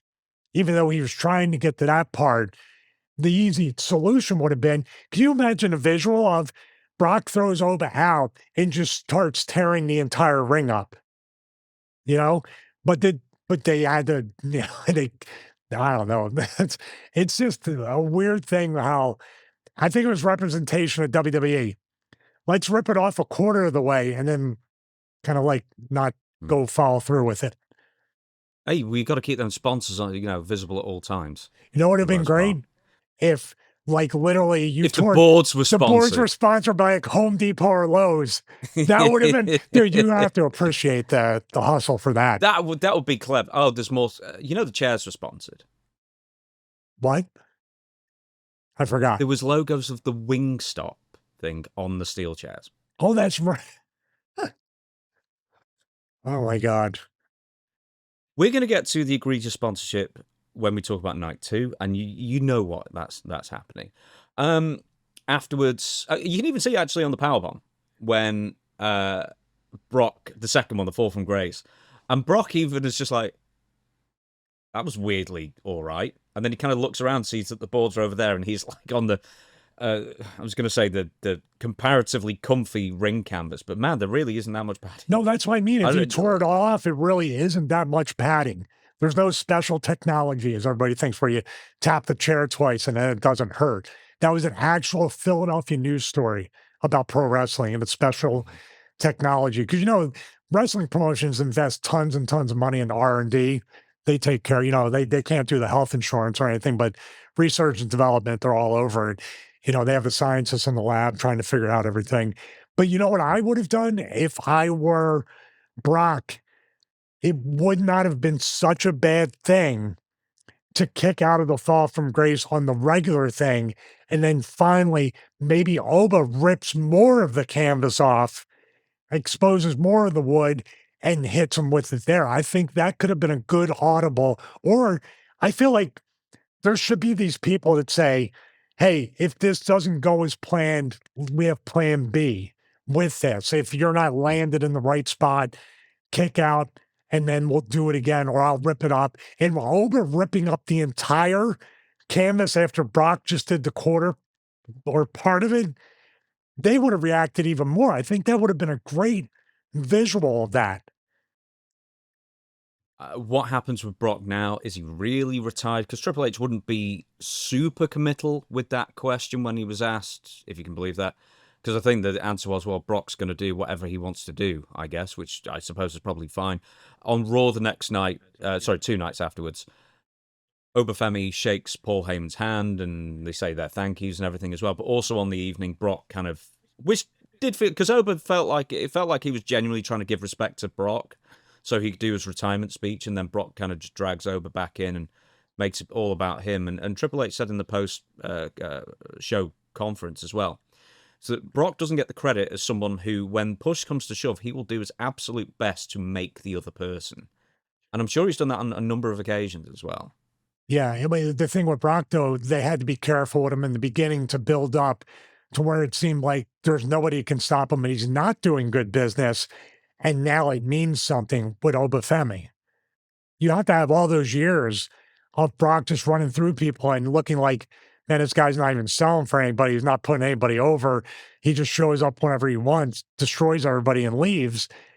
Without that, and obviously him beating Taker in the first time Taker got beat, that means a great deal with that. That proves right there that you need to protect that character. But yeah, he seems to want to do business. He did business with Cody. Remember that? Not too long ago. They had really good stuff. He even did business with Seth to a certain degree, although he didn't seem as excited about that as Cody or Oba Femi. And then Roman Reigns and other people. They remember when they were trying to push Roman Reigns as a babyface, shove him down everybody's throat, and Brock ran right through Roman Reigns. That was really an amazing match at WrestleMania 31. Remember? Dude, I remember the close-up of where was Roman Reigns on the ring apron and Brock just it just caught him, and that was if anybody goes back and watches that match between Roman Reigns and Brock and the Seth cash in, dude, they did really great business at the end of that pay-per-view. Let's get to. Oh, I'm sorry. There's Dude, one more that thing. was Just 11 years ago. I know. Tribute wise, Brock Lesnar was doing many Undertaker tributes, not only the Tombstone, but the WWE production actually missed something. They were doing a replay of something that just happened, and then Brock Lesnar does the sit up and laugh in Oba's face as well. It's like a direct callback as I saw it with the Undertaker thing.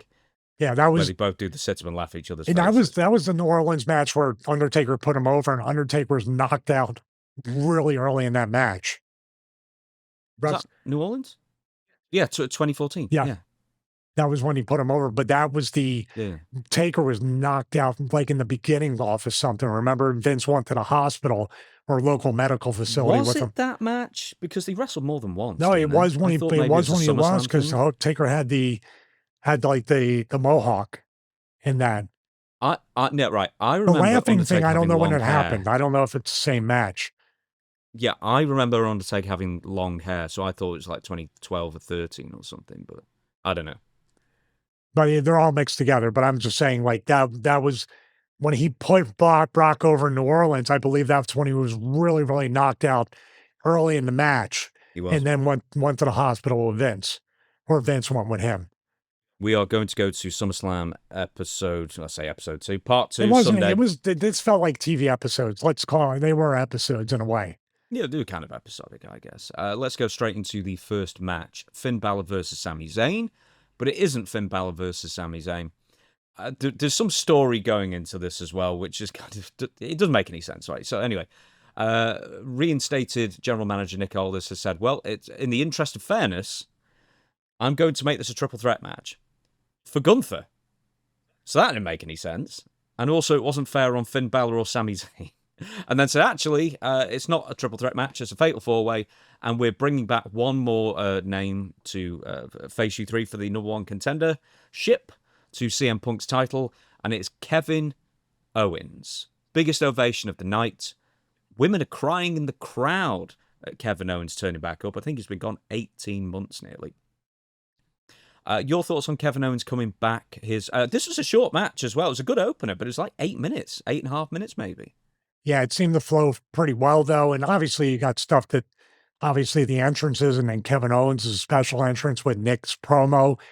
Yeah, and playing it up that they were best friends and the look at Sammy's face when Kevin Owens' music hit. I had an idea he was going to be part of the pay-per-view somehow because there was on social media where he was kind of like annoying Dominic at a signing and throwing stuff at him saying he hates him. So I assumed they were going to do something with Kevin, either SummerSlam or on Raw. So really good match, really. And once again, what do we have? Clean finish. So my question is now, number one, it presents an interesting challenger for Punk. Is he going to challenge Punk at Survivor Series is my assumption. What goes on there? Where does that leave Gunther? Finn Balor's kind of really super the odd man out on this, right? Sammy's still got Finn seems to be, like I said, my odd man out, kind of a little bit flat. What happens to him at this point with that? Does he go back to Judgment Day again?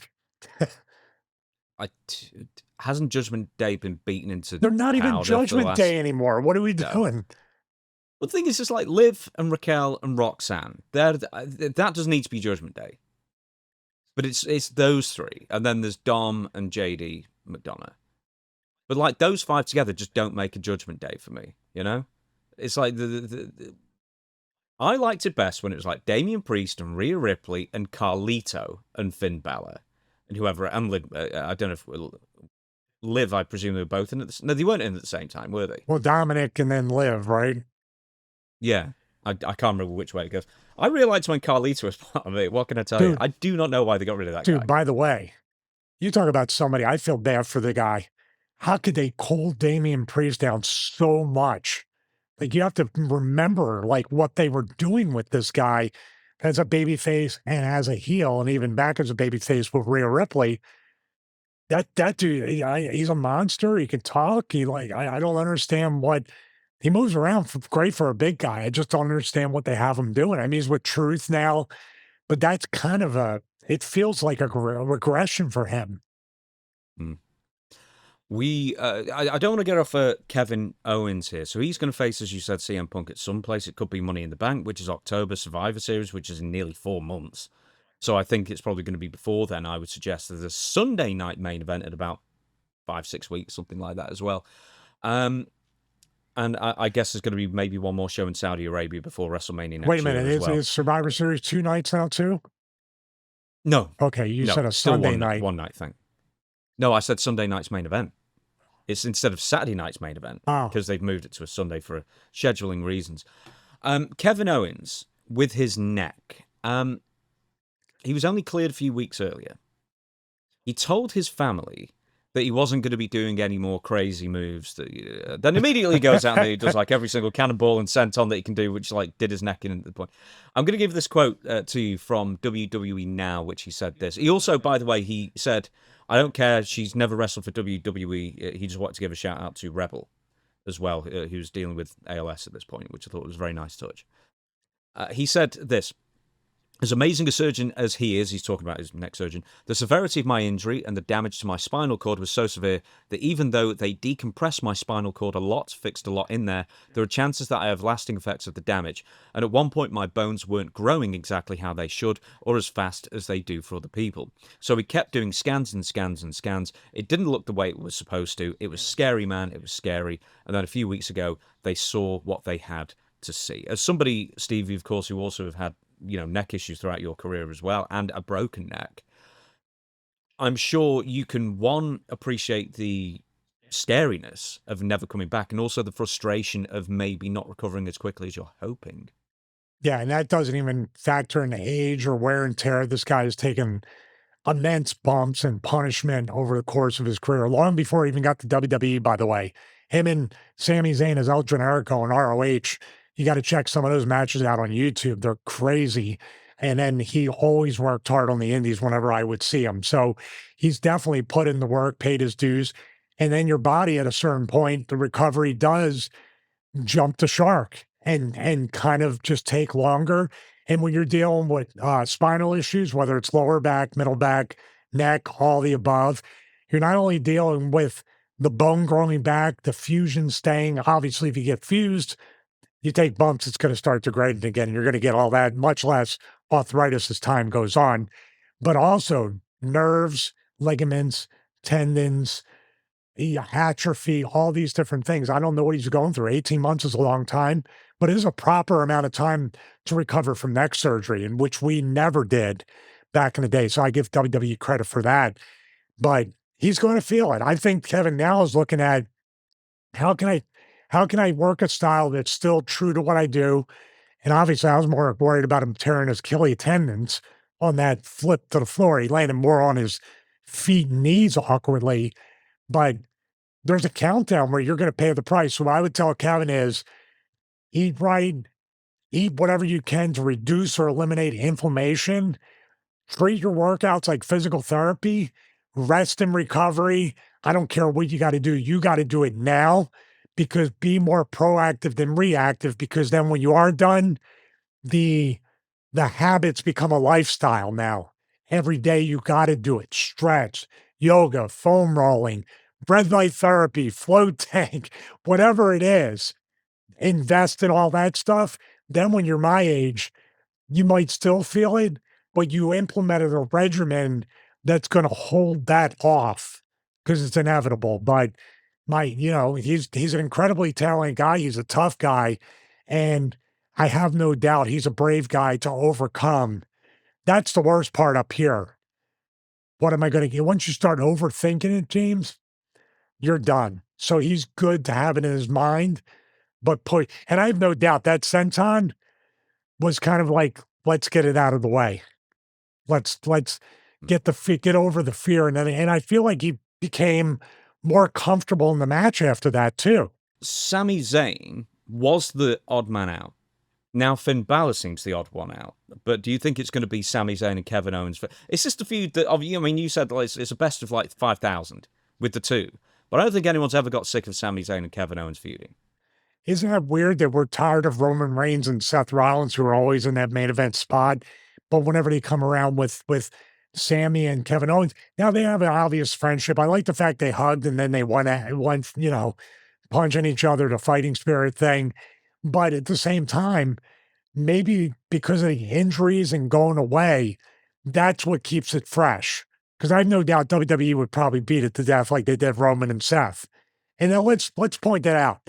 Those two guys are immensely talented as well.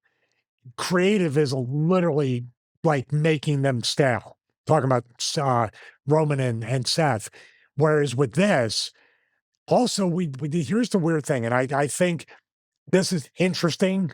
It's not like, oh, it's like you just said, Finn's kind of cooled down, odd man out. Gunther stop, start. Sammy was the WWE champion, dropped it, and then literally did the job in this match to Kevin Owens, who just returned out of nowhere. Now he's number one contender. This kind of chaos could lead to a storyline that carries all four guys into when Kevin finally challenges Punk, and then mixing Punk in where they start kind of taking shots at each other. That's what really needs to happen to keep all five guys interesting. I did also say in this number one contenders match, the average age was 42. So it's like that. There's a bit of an age issue with WWE. It's like that 6-man tag from SummerSlam. No. The one we watched, the 5-man. Patreon, yeah. 5-man, I'm sorry. I'm sorry, it was a Patreon. Actually, 4-man after before he ran out with the Wingstop chair. Sponsorships coming up, I promise you, with the Chad Gable thing. A couple of brief notes to mention. Trick Williams versus Baron Corbin. This was kind of the worst match of the night, and something really went, like, the fans weren't reacting to it.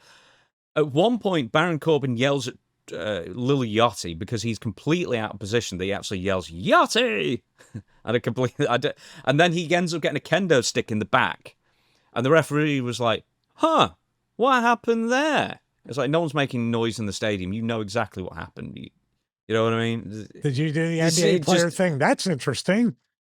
Yeah, wouldn't you know? Anyway, this was just kind of there. Baron Corbin won the belt, the furry belt. But it's weird. Like Trick Williams was just kind of getting a little bit here's the reverse algorithm of WWE. Like Trick Williams comes to the main roster from NXT, wins the US title. Now you're instantly over, brother. Mission accomplished.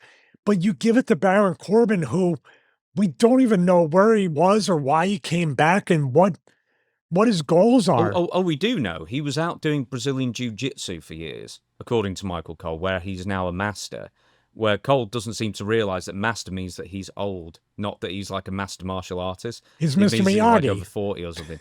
Yeah, he thinks he's Mr. Miyagi catching flies with chopsticks. And then they were doing so much on the Brazilian Jiu-Jitsu, and he did no Brazilian Jiu-Jitsu in the match at all. Well, he didn't want to kill the guy. I mean, he wanted to make sure he had he's a master. He did. When Trick got beat, every time someone gets beaten, it's like it's over for them. I think of Poochie, and I said, well, he's heading back to his home planet. Right, okay, let's just quickly do the ladder match. It wasn't a very good ladder match at all. The one thing you probably approve of is there really wasn't very much crazy going on in this either. But they didn't have many women, like Jade Cargill and Lash Legend. Would you trust either of them doing ladder stuff to you? Dude, that whole thing with the Frankensteiner, but it would turn into a powerbomb on the ladder. I thought they were both just going to hopefully fall towards the ring, but I was just like, what in the world? It fit. This is the one thing where it just feels like a bunch of spots. And I'm sorry, like, I really wish someone would be like, the ladder must mean something towards the end. Now, this also, I feel like this entire match was geared towards you and I, Russo, and you're already smiling at everybody else. You didn't trust the process. Isn't that the new catchphrase? You didn't trust the process. We put a Russo swerve in Unreal that we weren't going to push Chelsea Green, but we did. So now, eggs on our face. You know what? Keep proving us wrong by pushing Chelsea Green. Man, we're going to be so mad about that. And the fans love her. She's a heel and the fans love her. Isn't it interesting? I think she's pretty much babyface now, but isn't it interesting how I bet Triple H or whoever else would argue, hey, we had to win the ladder match, and hey, she's the WWE Women's Champion. Interim. That's how they would put it. What has actually happened is that everybody else wiped themselves out and Chelsea Green was in the right place at the right time. She was by far the most popular person in the match, by far. Like, the fans didn't even care when Charlotte and Tiffany were facing off with each other, because it was over a year ago and people weren't that interested then. But then Chelsea wins, huge ovation, like that and Kevin Owens were like the two biggest cheers of the night. But she's the interim champion, not the main champion. But I would suggest that WWE would try and convince you, gaslight you, that it's the same thing. No one has ever cared about an interim champion, ever. And this is just like I think it's like to throw a bone to the fans, but with very little meat on it.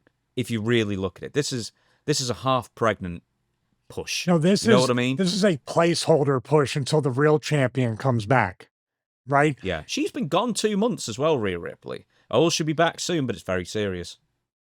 Well, all right, is she back soon or is she not then? You know, I don't blame Triple H for this. You know, I blame TKO. This is a UFC retread of the interim championship, because they're the ones that had it before from time to time. Oh, dude, but AEW has been doing but this I don't think it's a wrestling thing. I think TKO doesn't. They might know what AEW was, but the interim champion originated with MMA, especially the UFC. Am I off with that? That's what I remember, interim champions. And even but they've been doing it boxing for years. Even anytime I heard interim champion, I was like, you are a temporary champion. That's the instant. Is that your instant kind of reaction to that? Yeah, it's not even a mid-card title. It's just like a honorary. It's placeholder. Thing. When the real champion comes back and wins it, then we can do it. But you can have this.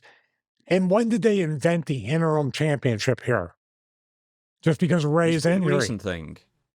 Yeah, pretty recent, wasn't it? I mean, we had other people that have been injured as champions, and they just held on to it forever. Or Liv Morgan, who only defends her belt once every 100 days. Well, and she's not been injured. They just don't have a... Man, do I miss the 30-day thing. But they tried to say this is the 30-day thing without saying it's the 30-day thing, right? She can't defend it, so we're going to have an interim champion. Yes. Yeah. We're going to have two different things that are going to happen. If Rhea comes back before Survivor Series, it's going to be that. If they don't, they're going to have champion versus champion, and Liv is going to beat Chelsea. But no title change. I cannot see Chelsea winning. And that's the biggest shame, because, like, with Triple H once again saying, with the argument of, like, are you more over than Liv Morgan? Are you more over than Io Sky? And, like, Chelsea is. And everyone likes her, as far as I can tell. What kind of human being is she? I hear she's a nice girl, so maybe that works against her. Maybe. We will move on. Where are we? There was one more thing I wanted to mention briefly in the ladder match. Charlotte, who I very much feel for her when she was hanging off the coat hanger, you know, the title belt coat hanger thing they've got. And then Lash and Jade didn't catch her properly, and she landed on her ACL repaired knee, and it's like, I felt that for her. Yeah, well, and those are two of the people that are the biggest girls in the match that you want to catch you, but they're also two of the greenest girls that I don't think they have an instinct for positioning with that, and nor experience catching people like that. So I don't know why you would put yourself in that position to trust them, but Charlotte's probably at the point now where she's trying to get and stay noticed with this, because we watched that match just as an analogy. We're talking about Sergeant Slaughter in that match, the 5-man match from SummerSlam. This is the one where Warrior got fired right after the match. We're looking at that, and we're talking about ages. Then I'm talking about, at this point, Slaughter has been wrestling for God knows how, 19 years, you said. Remember Pat Patterson boot camp matches, running on the house shows in the Garden.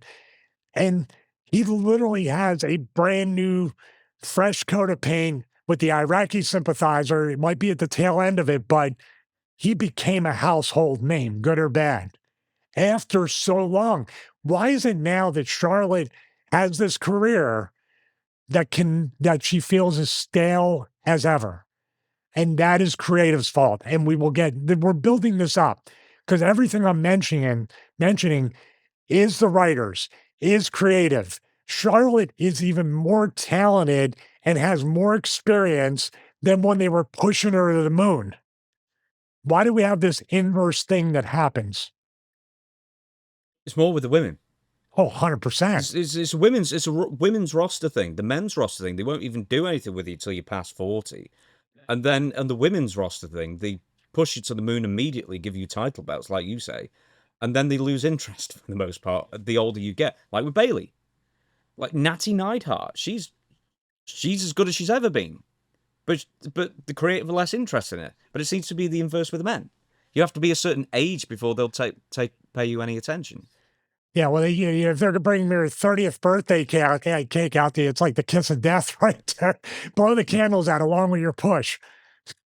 Right, let's move on to the Danhausen thing. It kind of, you tell me what you think. I was going to say, like, the Danhausen, where he was the MVP, was everything else that he did. That's Danhausen's wheelhouse. Doing all the appearances, like crashing certain things, doing the ads. I saw him getting interviewed on a magic show. Dude, he was everywhere. Oh, before SummerSlam, get the ice cream. The mayor of Minnesota or Minneapolis came out. Dude, that's Danhausen is the ultimate ambassador to the product. He's more mainstream than the product. So putting him in an actual wrestling match is probably the worst thing you can do to him. Or putting him in the ring for the segment with Joe Hendry. People reacted, people loved it, but we are at a point where you cannot overexpose this guy on skits. You cannot overexpose this guy on ESPN with basketball players, with interviews, with newscasts, with ice cream trucks. He is basically the mascot of WWE right now. But when you put him in a match, he's a house show guy. I will not doubt that. He is the ultimate house show guy, right up there with Truth and other entertaining guys. But you got to be careful with this guy. And I know we talked about the segment and people kind of pushed back. We're saying not Danhausen isn't good, but creative needs to stop beating everybody over the head to make him stale. Do you feel that way? Maybe even they realize it because they kept Danhausen only in the commercials on Raw this Monday. So they didn't actually expose him on TV. So they just did it just for the house in that sense. Maybe they're sensing it as well. Maybe they've discovered that it's a bit overkill with the exposure on TV. But I think the real story of this match for me is Dominic. I don't think he posted something on social media, and it was essentially, I turned up so I didn't get fined. He walked down to the ring. So after the match, he posted like this GIF thing. It was like, I turned up so I didn't get fined. Oh, that's Marshawn Lynch from the Super Bowl thing. Yeah, from the press conference. That's exactly what it is. So it's so people are reading into it saying like, is he not happy about this? Is he not happy with working with Danhausen? Because keep in mind, 2024, 2025, he was like the hottest heel in the company. End of 2025, he beat John Cena back for the IC title. He worked with John Cena twice. And, Liv Morgan returned and stuff, and it was great. And then kind of like 2026, the character's been treading water a bit. And I noticed this after the fact. He was introduced as the AAA Mega Champion. He didn't even bring the belt out. That's right. Because now he's like Ludwig Kaiser, leading a dual existence, one on WWE TV, one on AAA TV. Where AAA, he's he's the next content. Sorry, he's going to be wrestling El Grande Americano, and it's going to be a big deal in 5 weeks and stuff like that. But then on Raw, he's kind of just settled into another guy role. Yeah, but doesn't that hurt AAA? Because now AAA just looks like an indie compared to WWE. And when Dominic's on WWE, he doesn't shine as much as AAA. That once again, that's a creative thing. But a fan watching, Dominic, and I stood by during that time. And you know what's funny is what they haven't done with him in 2026 more accurately, and especially this, I totally forgot about the John Cena stuff. I forgot about him coming out in the paddy wagon for his match against Ray, where the Cinnamon Toast Crunch mascot was there. I'll never forget that. But dude, they have a way of making you forget of all the great stuff he did instantly. You reminded me of that. That's crazy. And now, what's that do for? I mean, there is this underground type of thing where the AAA fans, the Mexican fans, are going to support, and they understand you guys do what you're doing up there. We love these guys or hate them here. You better thank God that they do that, because if they did connect the dots and say, well, you're nobody up there now, so why should we care about you here? Those fans are awesome to want the product to be that way. Did you think that? Do you think this was a step down for Dominic? I mean, maybe not for JD, which that really worked out at Saturday night's main event. I thought this match was there was just a lot less going on in it, and then Dominic just kind of just lost in a silly way. And maybe there is that dissatisfaction. Maybe that was just not bringing out the belt and posting that thing was his way of just saying WWE are kind of giving up on me a bit. I don't quite know. They definitely haven't taken the care with his character they did in 24 and 25. Also, as much as it kind of gets a reaction from the crowd and everything, how many times can you do the magical turnbuckle post pyro to distract somebody? I mean, be a little bit creative, do whatever you're going to do. Had the mini Danhausens come up through the ring and pull him down in the depths of hell like Kane did to Austin. But I don't have an answer for it. The only answer I can give is you should have kept the guy doing what he was doing all along and being Dirty Dom and playing into the fact that he might be Eddie Guerrero's son and not Ray's. These are things that he had everything and he delivered. Like you said, he wrestled Cena twice. He carried his end of everything with the Ray feud. What are we doing here? Him and Ray were really strong as a couple when they went and had, was it Thanksgiving or Christmas dinner at the Mysterios? These are things that are totally now being undone by creative. Well, interesting you say that. The week before, Ray just lost to Ethan Page, who in All right, you got turn, to Ethan remind, Page just stop just it. lost to Javon Evans. You know how many people defended the ring apron finish? God and Bennett. The thing is, right, if it was like a really taut piece of material, like at both ends, that would be one thing. But it isn't. It's just loose fabric that clearly it goes, the 619 There were clearly some goes through. physicists in that comment section, right? Well, apparently so. It was entertaining to read. I was like, after we did it, I was like, you know what? There's gonna be a group of people that are gonna think that was a good finish and defend it, and I couldn't have been more right. But like Ray's kind of been marginalized. Dominic is getting a bit marginalized now, and I mean he's on TV most weeks, but he's just not as featured as he was. Maybe Triple H. What kind of guy is he? What kind of human Maybe being? that's the problem. Yeah. You can't. We got to stop pushing this kid. He turned his back on his family. He started to believe it. I'd say this: the only interesting thing I saw out of Raw, Ray still being the GM, and I guess Roman Reigns is going to AAA. That was a rumor. No, they did it. They did a pre-tape in Gorilla, and they walked off together. That'd be interesting. I would like to see that, and I don't see why. It almost feels like AAA is like USWA. You know when WWF were working with USWA in like '93, and they're just occasionally saying they should do that more. I like the idea of more big WWE stuff. That was the first clue to Mr. McMahon when he was doing promos on USWA. Was indeed. But like they had like Owen and Brett and stuff, and like before they fired people like Papa Shango, they used to send him down to USWA, and Coco Beware and whatnot. But I mean, he worked Memphis beforehand. We've got to move on because this is going to be the best thing that we talk about all day. Chad Gable versus Penta. But it isn't about the match at all. Can I just before we get to the post-show thing, or the post-match deal, I thought Chad Gable would be more popular, but I guess it's a testament to WWE that they've taken so little care of his character since he got away from El Grande Americano, that he's just not, even in his hometown, not like super crazy popular.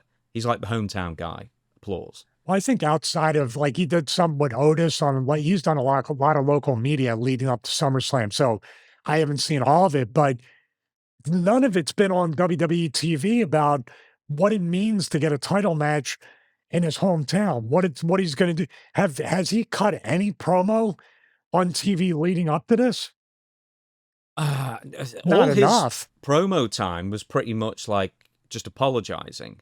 And then in the weeks leading up to it, it's mostly been Chad saving people from like There's been no, injustice. but you haven't. There's no motivation of why he wanted, like going the pressure of going back to where I grew up, and I have the biggest match of my life at SummerSlam. We didn't hear none of that, did we? They did do a vignette on Raw last week about that. Was it in between commercials? Well, yeah, no, it was on TV, but the fact is that Raw had so little wrestling and so many commercials that here's the thing. Most people who watch Raw on Netflix do not watch it live. We've established this, right? Most people, I would suggest, who watch it after the fact, skip through a lot of stuff, like the commercials, like the sponsor ad reads, like the hype videos as well. You know what I mean? And vignettes. They'll stick around and for vignettes too. The vignettes. They'll stick around for the promos. They'll stick around for the matches. They might fall through the entrances like I do. But I don't think that many people actually watch them these days.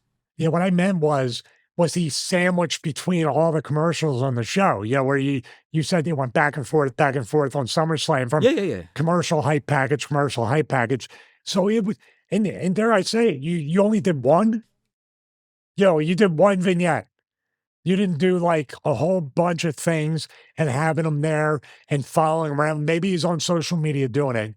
But man, he is, right. So he's got a YouTube channel where he did a far better documentary miniseries about how much of a struggle it was to recover from his injury as well. But they don't really plug that on WWE TV, and even if they did, not that many. It's not going to convert so many people to go and hunt it out. But wouldn't that kind of let the people know what kind of human being he is?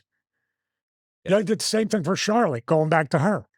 She on social media was working her butt off and like doing all sorts of heavy type of like therapy, recovery, rehab, and working out and like showing what a true athlete she was. What vignettes did they give her when she came back way back? She was laying on a yacht. She was when she came back for the Rumble, remember? Oh yeah. But they didn't do any of the footage she already filmed of being a badass and like showing how she's literally a premium athlete. I didn't even know Chad Gable had a YouTube channel, by the way. Yes. Yeah, well, somewhere. But I'm saying they assume you're going to go find it. You need to, like Dutch says, slap me across the face with it, right? Well, okay, speaking of slapping you across the face with something, we have to talk about the post-match deal. Chad Gable wins the IC title. It's a good match, not amazing or anything, but it's a good match. They gave him like 11 minutes. And this was, a big hometown return for Chad Gable. He's a babyface for the first time in goodness knows how long. It was a big celebration. They bring in his family, I assume his mother and father as well. And, it's a very nice, heartfelt thing. And they do the... I won't say the parody, because it's not a parody, but the El Grande Americano concession speech, where he gives away the mask to Ludwig Kaiser, his version of El Grande Americano. And then he says, my name is Chaz Gable, which isn't his name. But, and I am so-and-so, I'm from Minnesota, and I am the IC champion. Runs through the whole thing, which is kind of a tribute to the concession speech he makes a few months beforehand in AAA. And then he's celebrating in the ring with his family. Not unlike Nick Aldis, Mickie James, and their son. And then, Stevie, what the heck happened next? You know what the best part of this is, or the worst? I do not remember, and it just happened, and I just watched it yesterday. But I want to say this. I would have just fell over my chair if we are now going to celebrate my Intercontinental title victory by everybody has Wingstop, and they're eating Wingstop in the ring as they celebrate. Yeah, it's basically that. A guy in like a mascot animal head. I thought it was a cat, but it might have been a dog. And he's a sizable guy as well. He's a lot bigger than Chad Gable. And he gives him 2 cans of root beer. And then with Chad's family in the ring, they start doing a root beer chugging thing. And Is then that they mug actually root bring up beer? The dog is the yes, mug root yes, beer. yes, yes, yes. And then they bring up a banner saying mug root beer in this heartfelt post-match your victory speech. Okay. They completely took it away. Okay. So I'm going to do a little psychological evaluation of my trying to compartmentalize memories and moments. I probably purposely, I saw that and I reacted to it. And then I said, I need to forget about this immediately. They couldn't even do the milk like Kurt Angle. Do you see that? Go to the Well, ad who's going to build council. Go to the ad council, the government, and get the milk deal. Why? And this is a TKO thing. This isn't an ESPN thing. ESPN wedges a huge amount of adverts in between the shows, right? But then all the on-screen sponsorship and whatever else it is TKO doing this, right? So Michael Cole will do an ad read after a bunch of commercials and stuff like that, and that's TKO's doing. Is nothing sacred now? I already know the answer, but nothing is sacred now. You can't even have a nice finish to a storyline without commercializing it and ruining it. Well, what do they say about charging more? Quality goes down. The notification of everything. That's what this is. And all TKOs seem, I think, on the calls and the things we saw from Mark Shapiro, Ari Emanuel, they're just trying to get out of that debt. And my thing is still they're going to sell. Do you think that's what all these ads are? It was like, what, $3 billion in debt that they're trying to pay off? I know it's all on like the UFC end. I didn't think it was that much, but I don't know. But they are in debt and money. they're trying to pay that off and just get out of any kind of red. Yeah, I don't think the companies are insolvent, so I guess it's their own personal debt because they borrowed so much to make the deal happen. But you can still get the bonuses every quarter. That won't go away. Yeah, that'll be but like New Day and Sheamus, we need your money. Okay, right. Well, tell me this then. How much could they have possibly charged this root beer company to... And I guarantee that wouldn't have sold a single extra can, that segment. All it would have done is just put a bad taste, if you like the thing there, in the fans' mouths. And it did. And it's just like, oh, good. Well, this night 2 was kind of not going as well as night 1, in my opinion. And now you've just killed off, like, one of the better matches. Well, that was the best. That was the best version from Creative, by the way. Because you know what the other one was going to be? The mug root beer mascot. It might happen at Survivor Series probably, or Sunday night's main event, was going to cash in his mug root beer in the bank briefcase and beat Chad Gable for the Intercontinental title. Dude, I thought he was going to attack Chad. I thought it was like some guy. I thought it was going to be Ludwig Kaiser under there or somebody, or like who did he feud with before? Not Ludwig, but on the way. Who was the heel? Like Otis or someone. That would have been obvious. You could put Bison. You could dress him up like Mantor, and it'd be Otis. But yeah, okay, right. So there was that. So why do you? Let me ask you a question about this before we move on. Why you're not shocked? You might not even be surprised, but every time this happens, which is a predictable trend, you seem to be more exasperated each time because they do get the guy won the title, his family's there, and they put the product in his placement in his hands, and then the banner they should have dropped the banner from the ceiling to cover up him, the family, and the Intercontinental title, and forget because they didn't count at this point, right? No, they were just in the way. No, you know what? I am surprised. I'm surprised they will stoop so low. But the thing is, they do it in increments. They do it like every major PLE. They just stoop a little bit lower. And the thing is like, how much would they have got for this endorsement? It wouldn't have got them even remotely out of debt. It wouldn't have made any difference to their bottom line whatsoever. They did it because they can't help themselves and accept any money for any endorsement whatsoever, at the expense of their own shows, the quality of the shows, or the post-show storylines that leaves, or the fans' enjoyment. They can't help themselves. Like, how much will they make? 50 grand? Well, Like, what's the over? that's how Is much the that over guy. under the? Let's see what the over on the Make a Wish commentary position, like we saw way back. That was, he paid an extra 50 grand. Okay, so you're talking about guy. that's the over under for that. Yeah. I don't know, man. I'll tell you this: they are slowly turning up that boiling frog pot there, and they just can't. Where are you going to put? Dude, we are going to see sooner rather than later. We are going to see wrestlers with patches on their gear. You can't go anywhere else. We're going to see Michael Cole with the NASCAR suit jacket with everything, or they're just going to put it everywhere. And then they're going to place the fan of the year plan here and there to kind of like even it out. Did you have you ever seen on social media this clip from like a Judge Judy type show where a guy got like a local radio station name tattooed on his head as part of a competition? And they said on air, we'll pay you $100,000 or whatever it is if someone does this. And then some clown ended up doing it in huge letters across his forehead, right? And then he was like, well, I want the money, I've done it. But my overriding thing was, one, will WWE force their wrestlers to do this at one point? And two, this guy who tattooed the radio station name on his head, they did not have to do it in like 28 font block lettering. He did it huge font.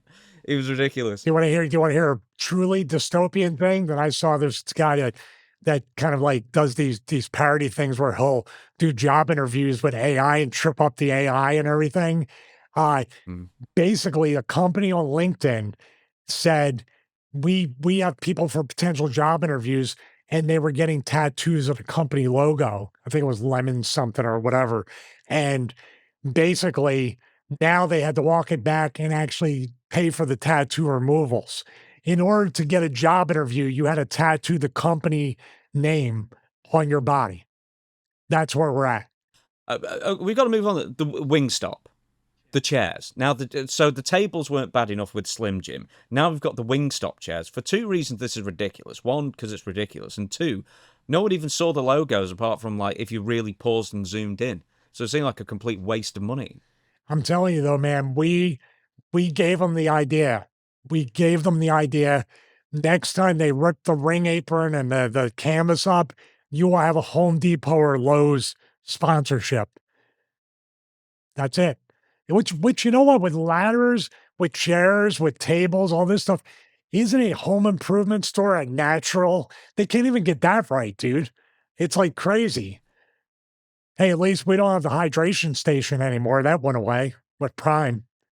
Now that he's just another pro wrestler. Yeah, well, that made him more special. Right, let's go to the main event. And I don't know. I thought I was in the minority because I thought this was self-indulgent crap, this main event. And it's two people I don't care about for a rivalry, for a feud that I've never been interested in. I put this on my review on the show yesterday as we record this. I was shocked how many people agreed with me. And I thought I was in the minority with this. What are your thoughts? This took an hour. Entrances, the post-show thing. There was a few things I missed as well, like the mask was representing Dean Ambrose. They did mention Dean Ambrose on commentary once, and then Michael Cole later said, when Dirty Deeds was hit by Roman Reigns, it's like, a tribute to the third Shield member. And then the other thing that I found was really funny is at the end when Roman Reigns and Seth Rollins were punching fists together, someone as a Force ghost from Star Wars put in Kurt Angle instead of really. Well, I'm surprised it wasn't Triple H because he teamed up with him too as a replacement here and there. Remember? Well, you might as well shove Hornswoggle in there. He seems to be like an honorary mascot for some of these groups, like DX. Well, anything would have worked, but I definitely agree with you, and I'm surprised also as well. But that just proves right there. Like this felt like, didn't I say it when they did the go home promo 2 to 3 weeks before the pay-per-view? That they feel like they're just, even LA Knight, brother, making fun of it. Because I know the boys were making fun of it, like, oh my God, you're just having a match you want right here. This was definitely, give them to the match. Let's get through this. This was even more safe and somewhat inconsequential within the match, even more so than Cody and Punk. Yes, this was like jump the shark moment. We've seen this a million times. You guys are just doing this match for each other. You crafted this whole we're trailblazers kind of thing, and now we're locker room leaders, and we're gonna have this before. Then it was strange, like it seemed like they were both about to retire. Like we don't have much time left, brother. So yeah, it was like and talk about like my knee hurts on a regular curb stomp, so let me go up to the top rope to do another one. You know how to reverse them, don't you? Oh, you just roll into your back. That's it. Um, I where do we? What was up with his outfit at the beginning? Seth Rollins, and they didn't explain. It's like, oh, it's representation of something or other. It's bad fashion sense. I don't even know what it's meant to. It's like it's the colors. He But looked like an now, anime like this dude's character. wearing the black suit and everything and trying to be more understated. Now he's back to full blown like Elton John mode from the, you know, we used to have the Daffy Duck thing and play at the concert. That's what That's one of the best questions I've ever heard asked, right? It was on an old episode of Parkinson. Matt Lucas was on. You probably won't know who he is. Elton John was the other guest. And Matt Lucas, I think, asked Elton John the question, how do you feel like, you know, like one of the songs that you wrote where, you know, maybe it was about like addiction or, you know, feeling down in your life or something that was really heartfelt that you wrote this song about that, you know, really meant something to you while you're dressed as Daffy Duck singing it. what was the reaction? Uh, what do you say to that? I don't remember what the Elton John reaction can was. be I a remember little, the he can be question. a little, you know, sassy sometimes. You know, if you Yeah. approach him the wrong way. But that was quite the just lead him up, just bring the hammer down. Hey, by the way, Yeah, so you've Sledgehammer got doesn't have any ads yet, so I'm assuming that's coming soon. well, they're already being valued at $5,000 to $6,000 according to Triple H only, Oh wow. according to that Yeah. Well, I want to YouTube say about the video. actual meat in the match because both guys did work hard. Let's not, you know, there's still physicality. There's still The crowd were into it, like from halfway yeah. through or a third. When they start doing the cavalcade of finishes, you can't deny that the crowd were loving it. They were. Hey, I love the spirit and the pedigree. They've done it a million times, so it came off without a hitch, other things, but we get another clean finish. So what goes on now with Seth Rollins? Where's his positioning now? Where's this lead him? Does he go back to Punk or obviously the vision might be in play? I don't know what they do. Because now there's a thing with Braun Breaker and Oba Femi in a way. And now once again, Paul Heyman's in the center. We have to rehash this. Well, what do you think of acting? What do you think of all the minutes of acting that they did while they're talking to themselves? The You know, first the bit was the Jackson bit for Drake me with scale, Roman Reigns. the Maven thing. Yeah. I don't. It's the Roman Reigns thing is like, I thought it was 3, but it was a 2 count. But I'm number 1 and he's number 2, and that equals 3. I was like, what? And here's the worst thing. That's not for the audience because they can't hear him. It's not even for the viewing audience at home because we could barely hear him either. It was just shocking. And other people were defending it. It's high drama. It's amazing. It's like, how low have standards fallen? Please. Do you remember? I remember when Bret Hart doing all these monologues. No, I'm sorry. He could tell the story without having to talk about it during the match. Well, I was going to say it wasn't really written by WWE because it was like, hi, Roman Reigns in 1 and you, Seth Rollins, are 2. Oh, the referee makes 3. So it's a 1, 2. Well, wait a minute. 1, 2, 3. That's what I'm going to pin you for, Seth Rollins. Match fundamentally was really good, and the fans were into it in the last half, like you said.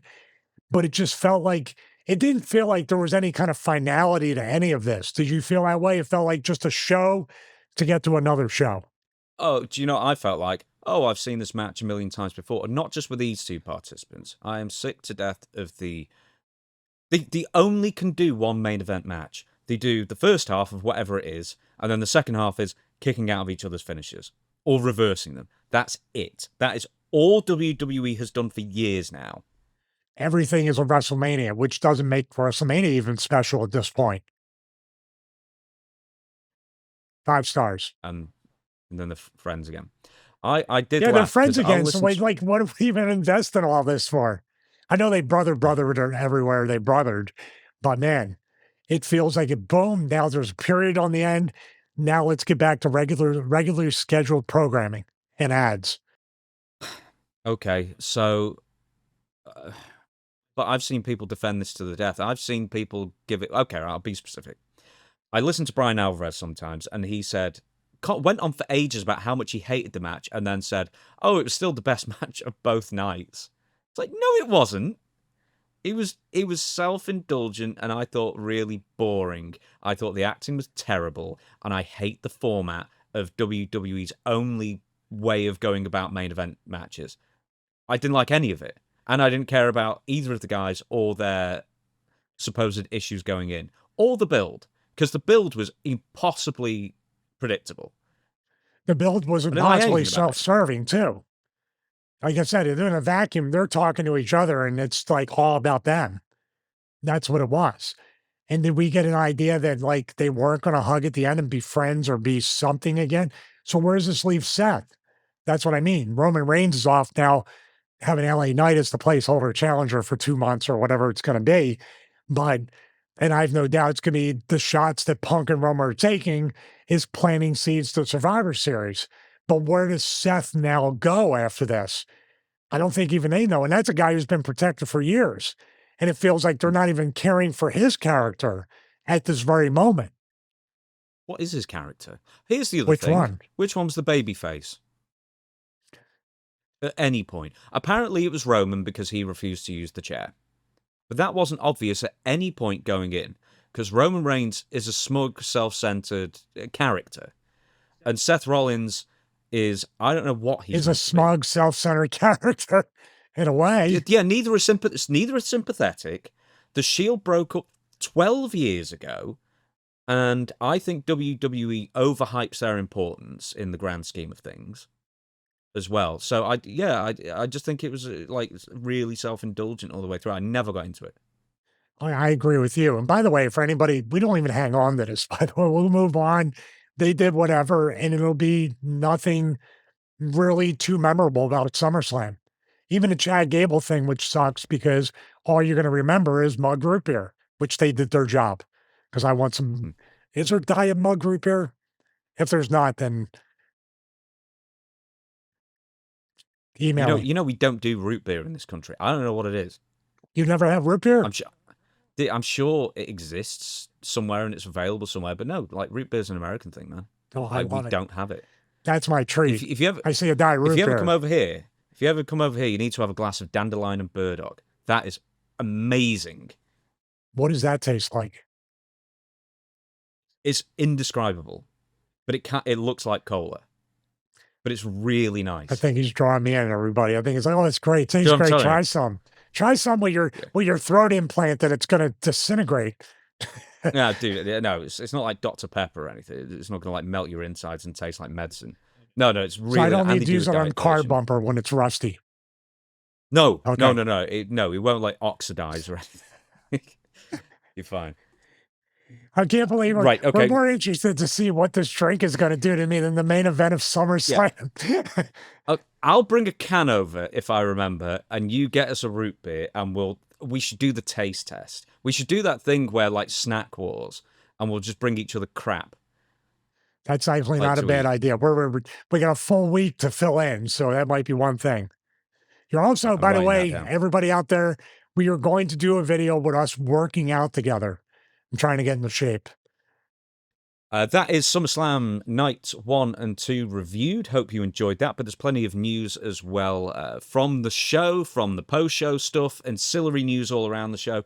We're going to be talking as well about Maven. We're going to be talking about Big Cass' return. We're going to be talking about LA Knight, but we have to talk about Triple H first. He made two separate kind of rants almost, unprompted as well, from questions, or I think in WWE Radio's case, it wasn't even a question. He just started. Now, he was interviewed from WWE Radio, I think, this past Wednesday. I know you really wanted to talk about this as well, but essentially, unprompted once again, it was a 20-minute interview. They asked him one question. It was just the blowing smoke kind of thing, and then he goes into it. And from that point, Triple H starts talking about the passion that drives the fans, and how he's trying to spin it as good in one way, and how he absolutely hates it every other way, it seems like. Would you like to pick it up? Well, I actually say with all this going on, my main concern, my main worry, what I was truly just focusing on was Tommy Dreamer. And I really want to reach out to Tommy right now and say, blink twice if you need help. We will call. I have 9-1 right now on my phone. Just got to hit one and call, and we can get you the help you need because that, I couldn't stop looking at that picture. What was going on there? Not enough. I think that's the problem. He seemed rather zoned out. That was the Ben Affleck junket interview. Remember where he was interviewing him and Henry Cavill? And he was just like, he just looked sad. He looked defeated. Dreamer's just looking off like, I was going to say, what have you done, Tommy? He's like, what do you mean, Wacko? You look like you have done something that has completely broken you. Please tell us what it is. Once again, blink twice and we will get you to help you so desperately are maybe begging for, quietly, silently suffering. Okay, now that that's over, I had to put that in there. Love Tommy Dreamer. So, okay, Triple H has pretty much walked such a tightrope, unprompted, as you say, of answering a question nobody ever asked in the first place, while also saying what he loves is actually what he would really encourage everybody to stop doing. Am I off base with that? No, it's exactly that. I'll give you the quote. That passion is what drives people. It's no different than the NFL, where guys that have never played a down of football in their life or haven't played since Pee Wee or whatever are screaming and ranting, this coach sucks. He knows nothing about football, doesn't understand the game. Why would they run that play? Why wouldn't they do this? Why would they draft that guy? Now, straight from there, beforehand, he was talking about how wrestling, WWE, isn't sports, it's a television show. Who do the fans blame when a TV show goes off the boil? Because Triple H later on encourages you to blame the wrestlers themselves, not the writers, not the creative, not the director, essentially. Which is because they're a TV show, isn't that kind of who deserves the praise or the not praise? You know. That quote's kind of a little bit that could open up Pandora's box too. We're a TV show about wrestling. Is that the quote? But we're a TV show about sports, essentially. Yeah. Our TV show about sports. Wouldn't you think SAG would step in and say, "Wait a minute, they're actors, the TV show."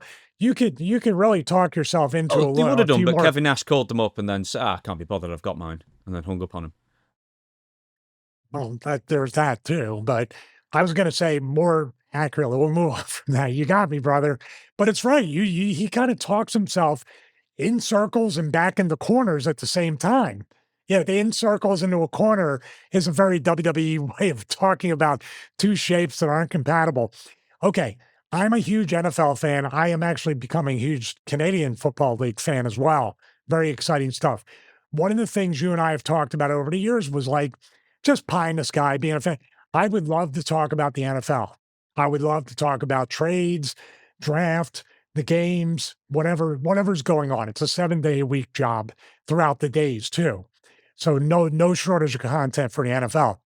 I have not done that. That's where Hunter's kind of right. I have not done that because I don't know enough about football. I don't know enough about the inner workings of the way the draft process works, the way GM's office works, things I'm really interested in, and as well as positioning, what guys do, how it works together, any of that stuff.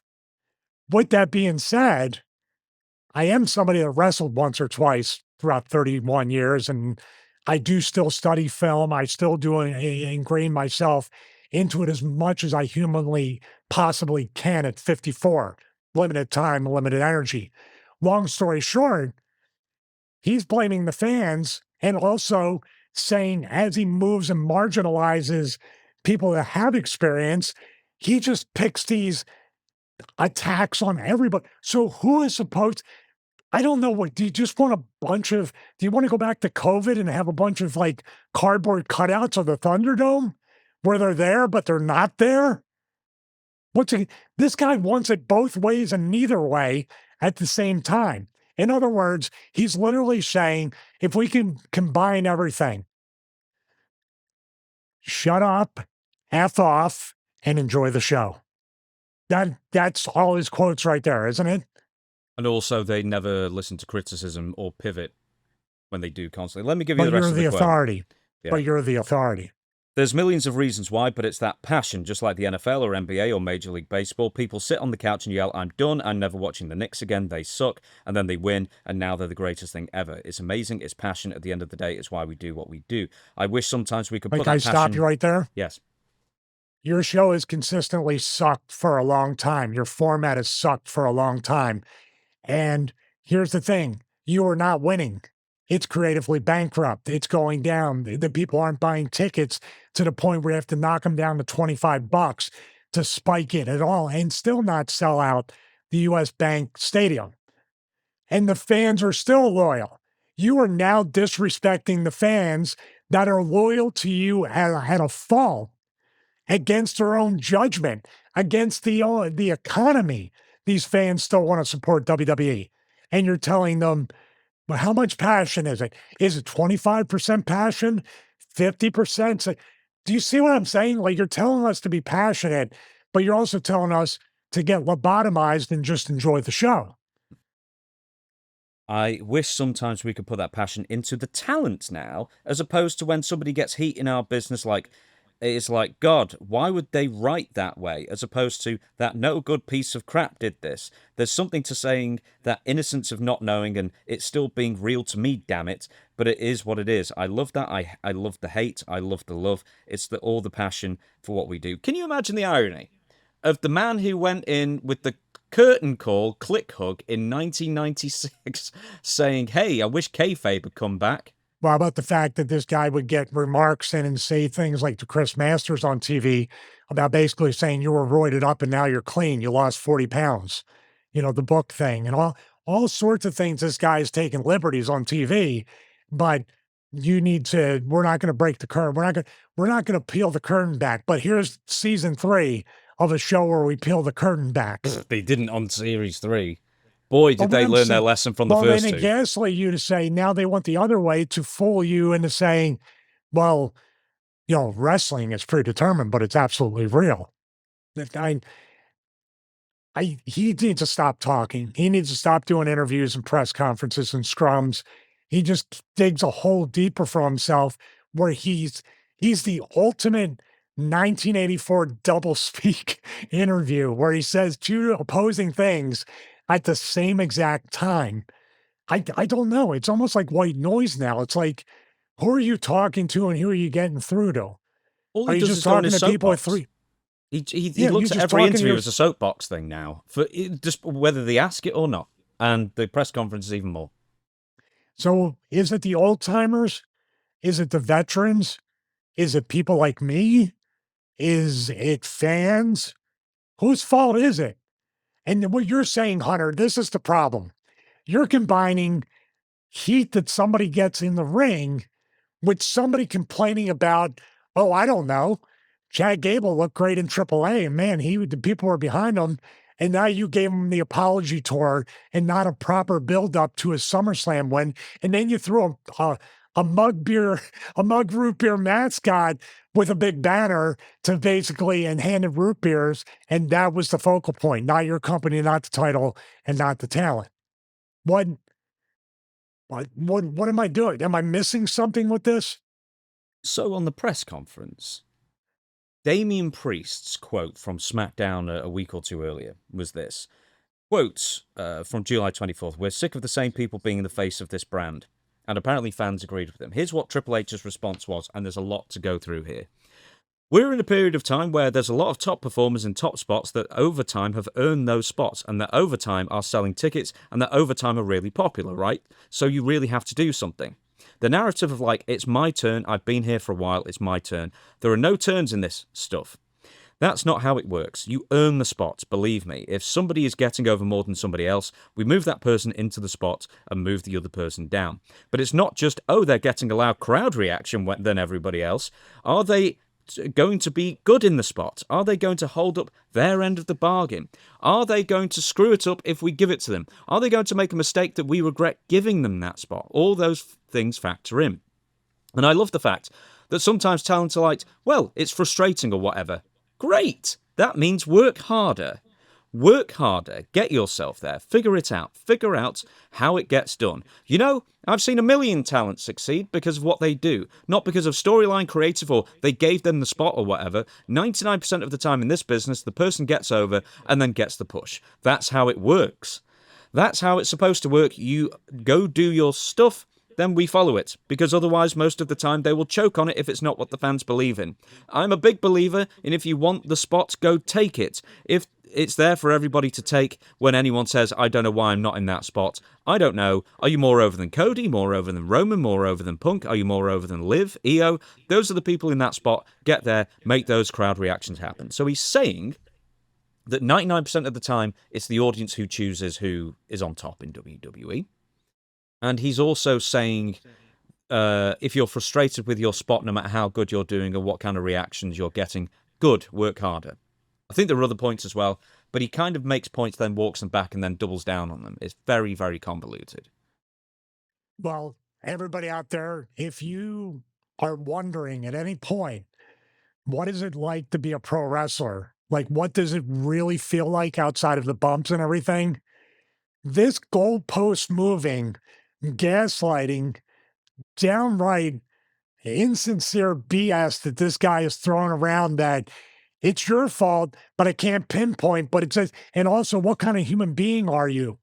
After all that, to try to bring it all back around, like we're a family operation, we believe that this, we were there for you as long as you're a good human being. I would say probably ask Zack Ryder what he thinks about all that. Ask LA Knight, who we bring up all the time, what he thinks about that. Ask Damian Priest, who was really, has Damian Priest carried the ball? I think he has. I think he's done some great work. Has it all been stellar? No, we all have our downtime, but everything, he's been a consistent guy with that. Why don't you ask The Miz, who you keep starting to say, I mean, he's beyond the pale right now of being stale because of all the stuff you have stopped and started him. Who else?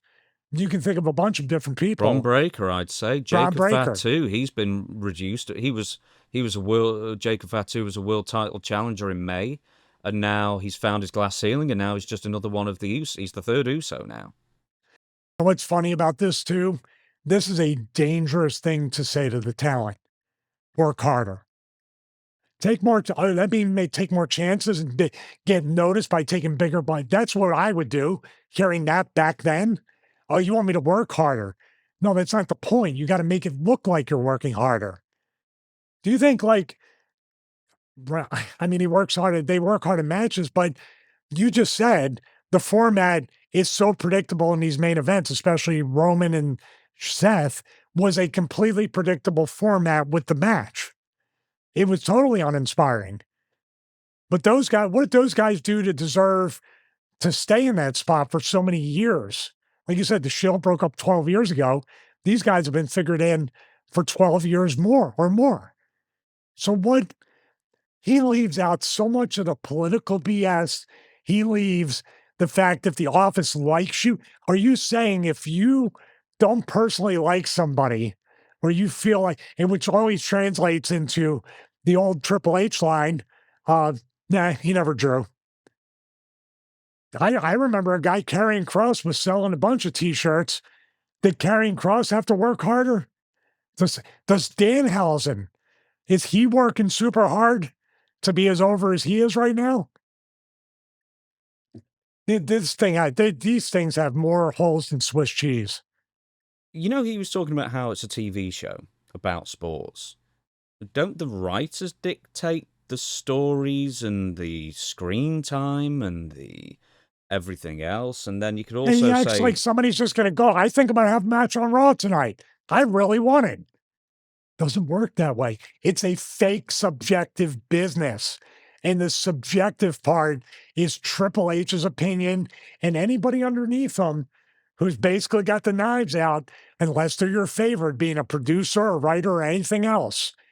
But, dude, you want to talk about, I haven't seen a less inspiring space than that creative room on Unreal. You might as well be in a warehouse with forklifts driving around.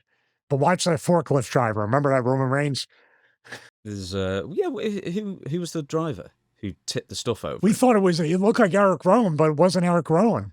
It wasn't the other vintner, was it? This guy is still out there. That's what I want to know. This is the most anticipated return in WWE history. Eric Rowan and the vintner, the other vintner. Do you remember when he had like his double for like one evening? Oh, that's right. That might have been the Danielson's driver.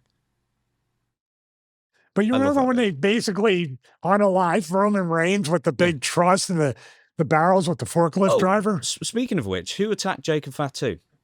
You know what? You're exactly who this guy's talking about. Why can't you just enjoy the show? You're right. I'm sorry. Also, can I add this as a point, and you tell me if I'm right or wrong? Doesn't WWE basically dictate from day one who's going to be the megastars at the top, and they forge them over the course of years or whatever? Like, I don't know, Roman Reigns. I mean, that was part of the Seth Rollins feud. Was that saying the office was behind him, or Jade Cargill, or Oba Femi? You can argue as well.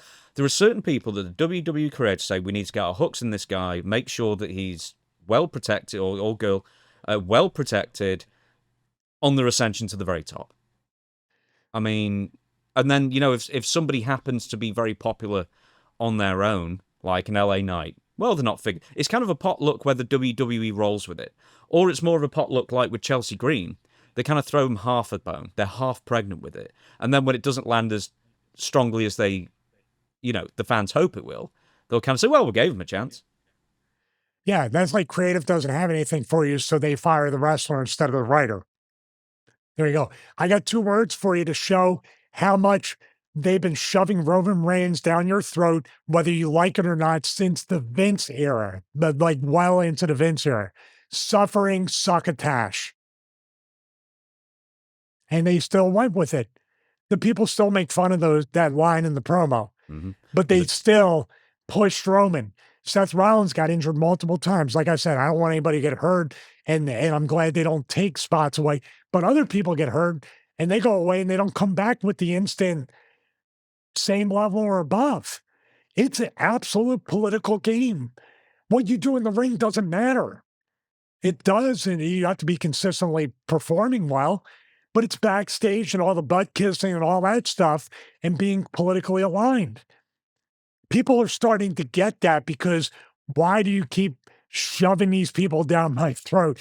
Even the boys. And I know that's a direct shot, probably at Damian Priest, LA Knight, and anybody that came up to Hunter and said, what do I have to do? And if he goes, work harder. My adrenal glands are killing me right now. I'm dying. What do you want me to do? And they're like, I don't know, figure it out.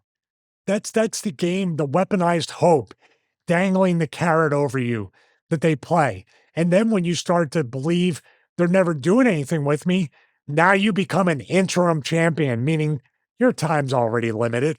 Speaking of LA Knight, he comes out in the opening segments of WWE Raw this past Monday, and he's the one who confronts Roman Reigns. And it does seem like WWE after SummerSlam has gone into a big reset period. It almost feels like they're building to WrestleMania already, which they probably are, in fairness to them. And then they've got the big stopgaps of Money in the Bank, Survivor Series, Royal Rumble, etc.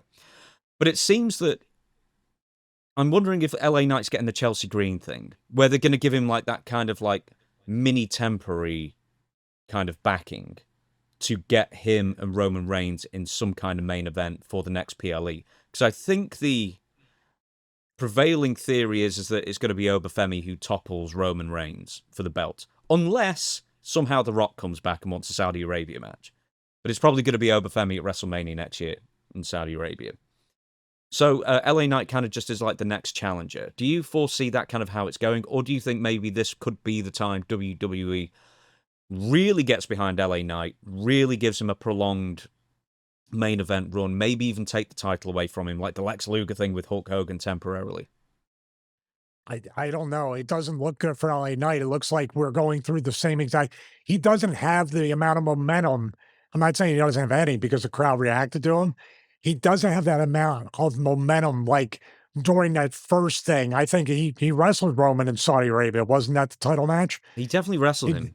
Yeah. Yeah. But I remember like one of the biggest things that I loved it. Roman would come out with that super slow entrance and do everything. and on an episode of SmackDown, they hit LA Knight's music and he just walked by him like you don't even exist.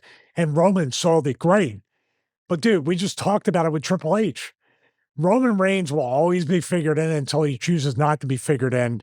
He's right there with Seth Rollins, if not even more so, really. He's just another guy to get Roman over and a placeholder until whenever happens. They could stretch it along, but it's really just buying time until the real challenger comes up. Do you get that impression? Yeah. Yeah. I think it's definitely a placeholder thing, but because what would it do to have LA Knight win the World Heavyweight title right now? What would it really do? Well, does it matter? What special momentum or storyline is leading on? And Roman's not even a true 100% heel. So now what do we do? Well, Roman as a character is very condescending, and I think it was just confusing with Seth Rollins because neither of them a good guy or a bad guy particularly. They're both kind of on the bad guy scale, whereas LA Knight's at least a definite good guy, so you can hang your hat on him. But the way that they introduced LA Knight and Roman Reigns is Roman Reigns completely dismisses him and saying, well, so what? You won a 6-man tag kind of thing. Wasn't scared of him, didn't consider him a threat, obviously. You know you're going to get that with the Roman Reigns character and also with it being LA Knight as well. But then the other line that I thought was funny is that Roman said to LA Knight, what have you done to earn a championship match? And I was like, what did Seth Rollins do to earn a championship match? What did Cody Rhodes do to earn a championship match? The only one who's earned a championship match was Oba Femi, and he decided not to take it to face Brock Lesnar. So what does anyone do to earn a championship match? Ask. Is basically it. Well, the funny thing is that normally people, I would think Roman in his mind and LA Knight would be like, that's kind of dumb. That like makes it look like, well, once again, we're living in a very compartmentalized, don't pay attention to what happened all that long time ago, 24 hours ago. Worry about now. That's in the past. That's old stuff. So they don't take it. You know, it used to be with wrestling, every word meant something, every move meant something. But now it feels like, yeah, we'll do this and don't worry about it. We'll cover it up later or do whatever. But this guy with LA Knight is going to keep himself over to a point. But if he keeps losing, he could very easily become a Zack Ryder. Just as over, but without anything but here's your consolation U.S. title or Intercontinental title for a short time. And that's why I see them putting him. He'll lose this, but then because, hey, we saved you, brother, here's your Intercontinental U.S. title or tag team title run. It still steps down from that. Then what do they do? How do they change your mind as far as creative goes? How do they change your mind, Stevie Richards? I mean, do you just give him the world title and you have him beat everybody? Is it as simple as that, or is it something different? Because LA Knight in 2026, he's been kept off TV for 2 separate stints of like 7 weeks each. Then they were giving him a character where all he did was complain about the Usos. Then they tried to put him in with Seth Rollins, where he was clearly positioned to be the guy to be booed, and the fans cheered him. I think that was just plain as day that was not the intention.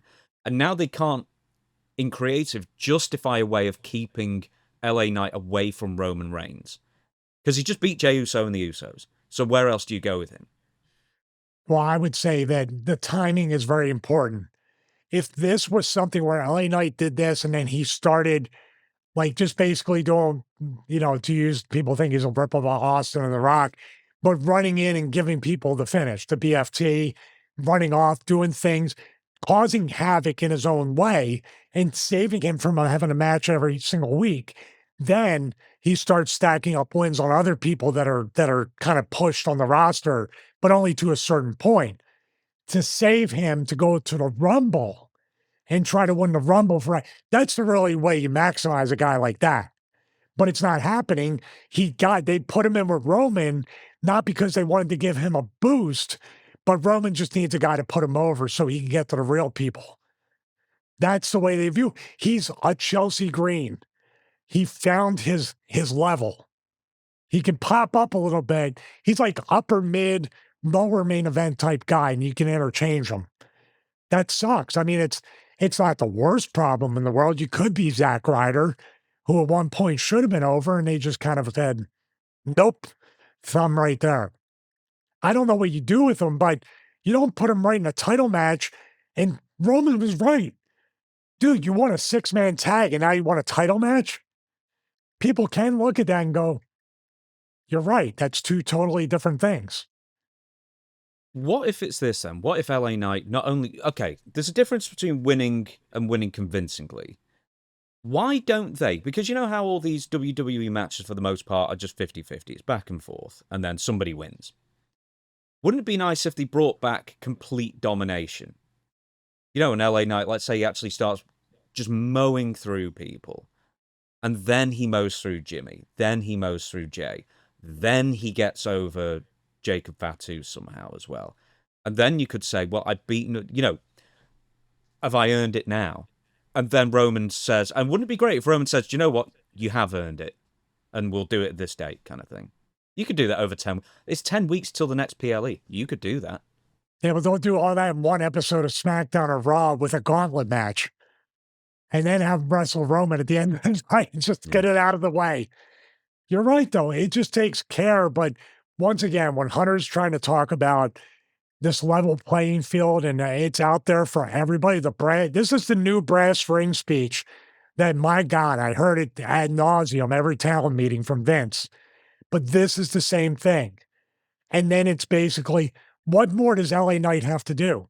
Now, thank God you give him a microphone and he can tell the truth on it. But how long until the truth ruffles the wrong feathers? And then they go, by the way, oh, there's a car over there. There's the Vision. Oh, LA Knight, just go over there and check it out. What are they doing by my rental car?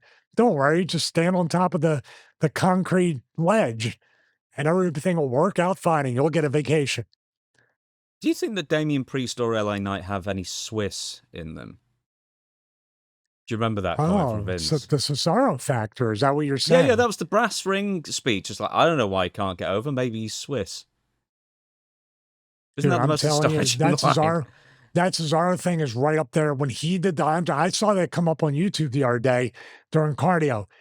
There was nobody more over to him when he took Big Show and body slammed him to win the Andre the Giant Battle Royal, and the next night cut the legs out from under him. And he was over. And they, in record time, I don't know how long it took, but it wasn't long before he was just another guy. Speaking of just another guy, right, a few weeks ago, Baron Corbin came back and, you know, he's already US champion versus Trick Williams. But then we had another return on Raw this past Monday. And I thought, for my money, it was an all-around more impressive return. And I'm not talking about the in-ring stuff with Javon Evans. I'm talking about the interview after the fact. And it's Big Cass. Hasn't been in WWE for 8 years. I think he's held up his hand and said, I got myself fired, basically. He was going through an awful lot of things. He was going through some issues with the drink. He was going through anxiety. He was going through, you know, other emotional issues. All came to a head when he beat up a little person too much, in direct contrast to what Vince McMahon told him to do. Not only did they fire him outright, they didn't even wish him the best in his future endeavors, which was really, you could tell when they were really upset with somebody if they didn't add that in the press release. And now, 8 years later, he's looking tanned. He's looking in great health. He had kind of a stop-start thing going in AEW for a while, where he showed, if nothing else, he showed a lot of strings to his bow as far as personality goes. And he could be goofy, he could be serious, that kind of thing. And now he's back in WWE again. What do you think of his return and his prospects? Well, I'm glad to see him healthy, happy. Hopefully he can, definitely the road can be really rough. So hopefully TKO and WWE are going to keep that in mind to keep the mental health and physical health of the wrestlers. Like, once again, we don't know the sweet spot. Hunter doesn't either. Nobody does with the house shows and the schedule.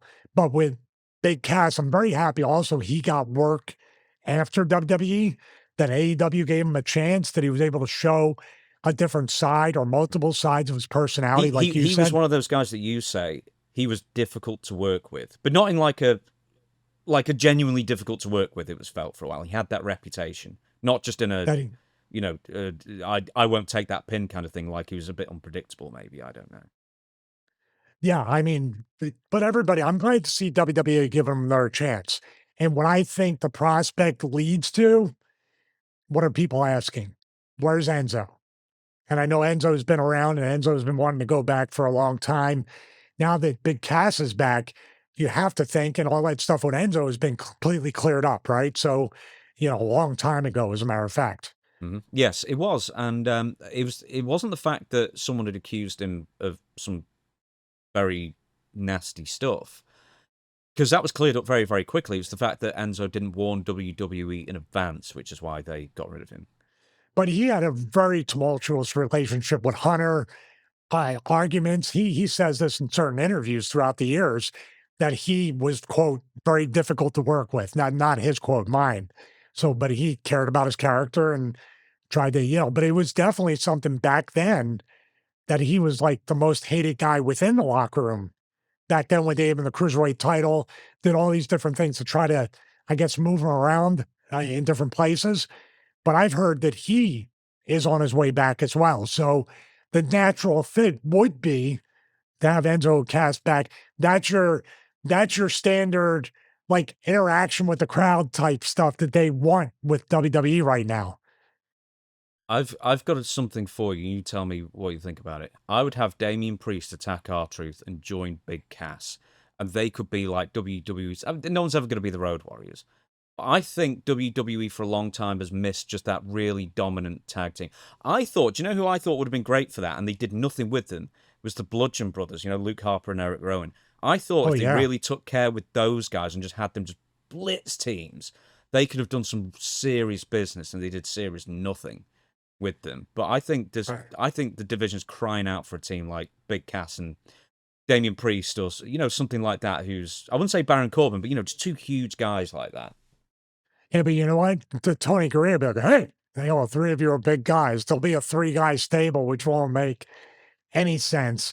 But I can see that happening. I mean, with them like that, but that gives Damian Priest something to do. I think he's very talented. That would be a new coat of peanut paint on both of them. Don't say peanut like I'm Peanut Shell. I know. A new shell of peanuts for them. I was going there. But at the same time, the easy play for merchandise and for getting the crowd involved and where they will be able to get over in a very, very quick manner will be Enzo and Cass. I don't know. It depends on when they play. Do they even plan on bringing him back? Is there any like rumors about him coming back at all? Because there was no rumors about. There was a little bit of a rumor about Big Cass, but it wasn't like he's at the Performance Center. He's there. He's seen backstage. He's at Titan Towers.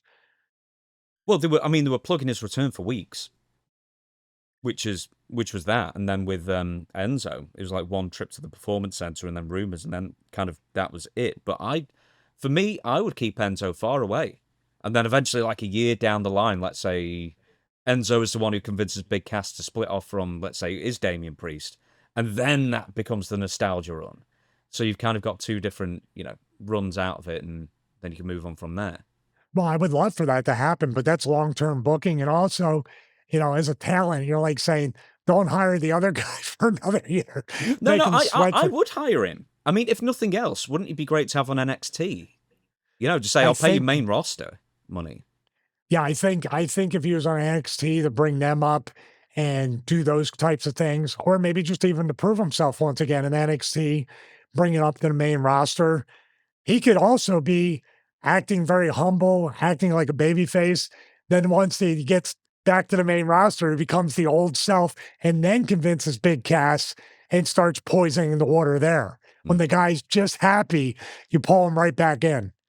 Like everybody thinks about us with WWE Radio. Oh, by the way, there's no point bringing that up, is there? The WWE Radio thing where they were talking about how they should have been given front row seats at every show they attended. You can bring it up if you want. We brought it up on Patreon. Yeah, we did.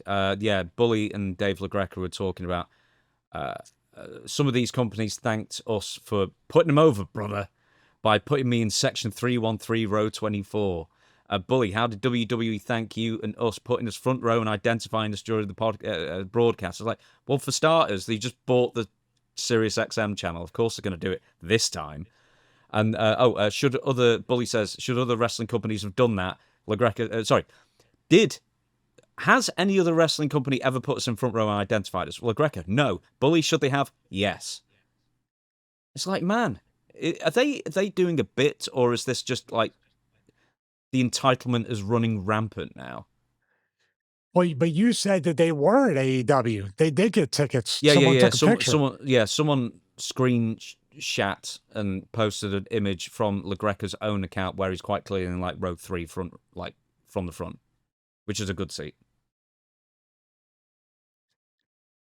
Yeah, well, they're going to get better seats than we'll ever get. So there you go. That's not true. I could buy my own ticket. Listen, you go right ahead and do that. Okay, then. You go right ahead and do that. I'm Right. fine right here. Nobody believes it. But No one believes it, apparently. We're doing just fine.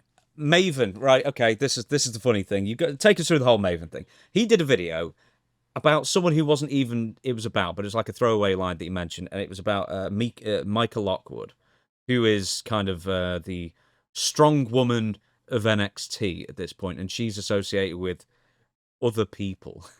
I don't even know the name of. One of them was Jackson Drake. What did Maven say? Take us through the response. Take us through everything. oh man, I mean, I don't know which video. The first video that Maven did, it was just kind of a gloss over type of remark about Jackson Drake.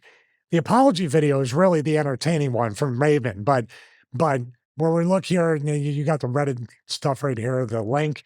So basically, Maven called him a crappy actor. He used a different word with that, but basically he did that as an auxiliary comment or criticism to this woman. And my God, I wish I tried to train legs this morning. That girl is jacked. She has a look. He said she's one of one. It was mostly on her. But this Jackson Drake remark was a passing remark, correct? So from what I watched of Maven's video. And of course, this is there's people in the business that are passionate. And we expect it and we get it too. You sounded like Triple H all of a sudden there. Hey, it's a funny thing. How's that? Is that a good opening for it? What I'm saying is with this, you put your heart and soul in everything, physically, mentally, emotionally. You're in the business. You're trying to become the best version of yourself.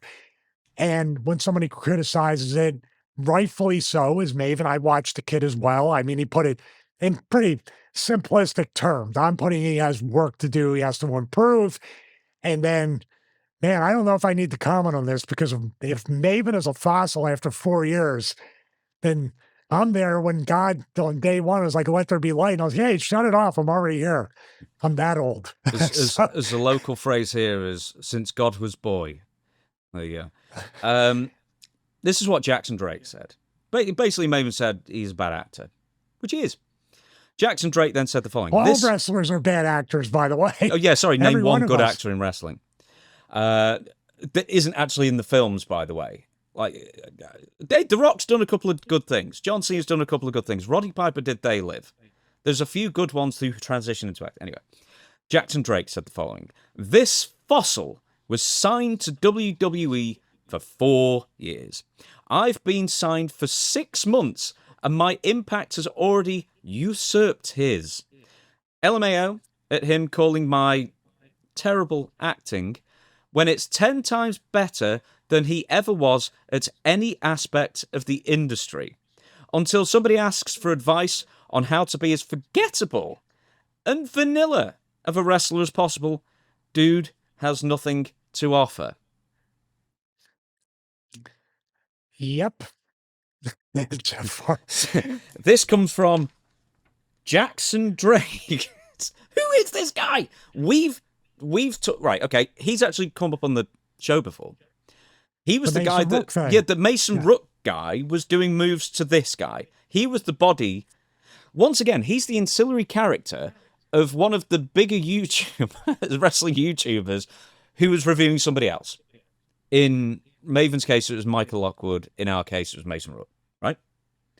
Yeah. But you could say the wrestlers care. I appreciate the passion of Jackson Drake, the way he's saying things to go with Maven, but he took it very personal, as Michael Jordan would say. I took that personally.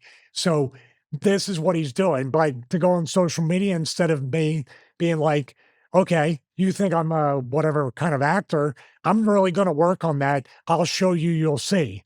And that'll be the end of it. I have no doubt that we're laughing about it and how he was just the guy who was in there with Mason Rook, who's actually, I'm just a guy, you're just a guy, you know? It's the old Tropic Thunder thing. So, and it, what can you say? The apology by Maven with the finish of that video, that is the Maven that was in the ring with Simon Dean and Stone Cold Steve Austin, the swarmy heel trying to sell the Simon system to Austin.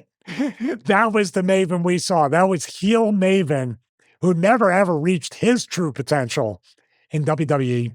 So I love heel Maven. I was like, ooh, don't get mad at me. Right, okay, let's go through this line by line. This fossil was signed to WWE for 4 years. Like, that was a short amount of time in that era. I've been signed for 6 months and my impact has already usurped his. Okay. Every single reply to this was, who is this clown? Like, nobody knows who this guy is because he's like a no-name. Well, he's a made-up name that he picked himself because he can't have whatever wrestling name he was picking. Like, his impact is nothing. Like, he wouldn't cause a ripple in the water thing. Whereas Maven, I'm quite sure he eliminated The Undertaker in the Royal Rumble, one of the most famous spots ever. And that was the first thing. And, you know, he's done other stuff in WWE as well. But, you know, that is bigger than what 99% of people will ever achieve in wrestling ever. That one thing. Why is he getting so butthurt over his terrible acting when it was objectively bad acting? Like all the other wrestlers, practically. Well, because like I said, the talent takes things personally, but how you react to that criticism in this day and age, it's to get on social media and just act like a total wiener. Well, it's literally blaming Maven instead of looking within yourself to get better. Now, if the guy went up and said, and someone said, yeah, it's kind of not right, but I contend that everybody in wrestling is terrible at acting.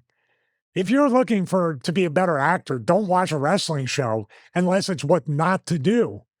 And I've been the pre-tapees backstage, the dramatic pauses that nobody ever does in real life, just the things of running your resume off in every promo. It's all downright, we're getting to the point where it's really cringeworthy. Wrestling has to get rid of a lot of tropes. This kid should work on it. They have promo rooms. They have all sorts of stuff to train you. You can get an acting coach if you want to do that. I don't necessarily think he's the worst from what I saw in that one pre-tape with the girl that shoved the other guy and he looked back. But this is where you open yourself up. And if you had other flaws, guess what the internet's going to do? They're going to expose the other flaws as well. And Maven right now is more popular in a lot of ways than Jackson Drake. So people are going to want to dunk on this kid. Hang on, what ways is he not more popular? Listen, I'm never going to say, as somebody who's a nobody and a bottom feeder, I'm never going to actually call anybody either of those things. I would say right now, the kid has a lot of work to do. The kid might be in a spot where he's not featured, but work hard, use this to motivate you. You're way too nice, Steve. I can see your face. Yeah, oh yeah. Yeah, right. He's 22 years old, this kid. And, like, no one takes you seriously until you're, like, at least 25, maybe even 30. And someone needs I'm 54 and nobody takes me serious. Well, I'm saying as a minimum. Get to 60, you never know. But the thing is, someone needs to take this kid to the side and say, listen, that's the worst thing to do to respond. Just, one, don't respond, because it's not that big of a deal, and it's true. Two, who is telling him that his impact is, like, huge in wrestling or something? He's never been on the main roster. No one knows his name. Really. Very few people do. It's somewhere between delusion and being unable to handle the criticism whatsoever. You know what I mean? And, like, yeah, he's still young. He's still very young. But he's still a grown adult. Yeah, do you want me to... This is a guess, this is speculation, and I know what it was like, and I heard from other people that were at the Performance Center in NXT. Here's the deal when you cut a promo, and we're going to talk about this as part of the acting thing. And you know this anyway. I think we talked about it. They don't even care about the words, the delivery, what you're talking about, if you really believe it, it's give us 60 seconds right now. Go.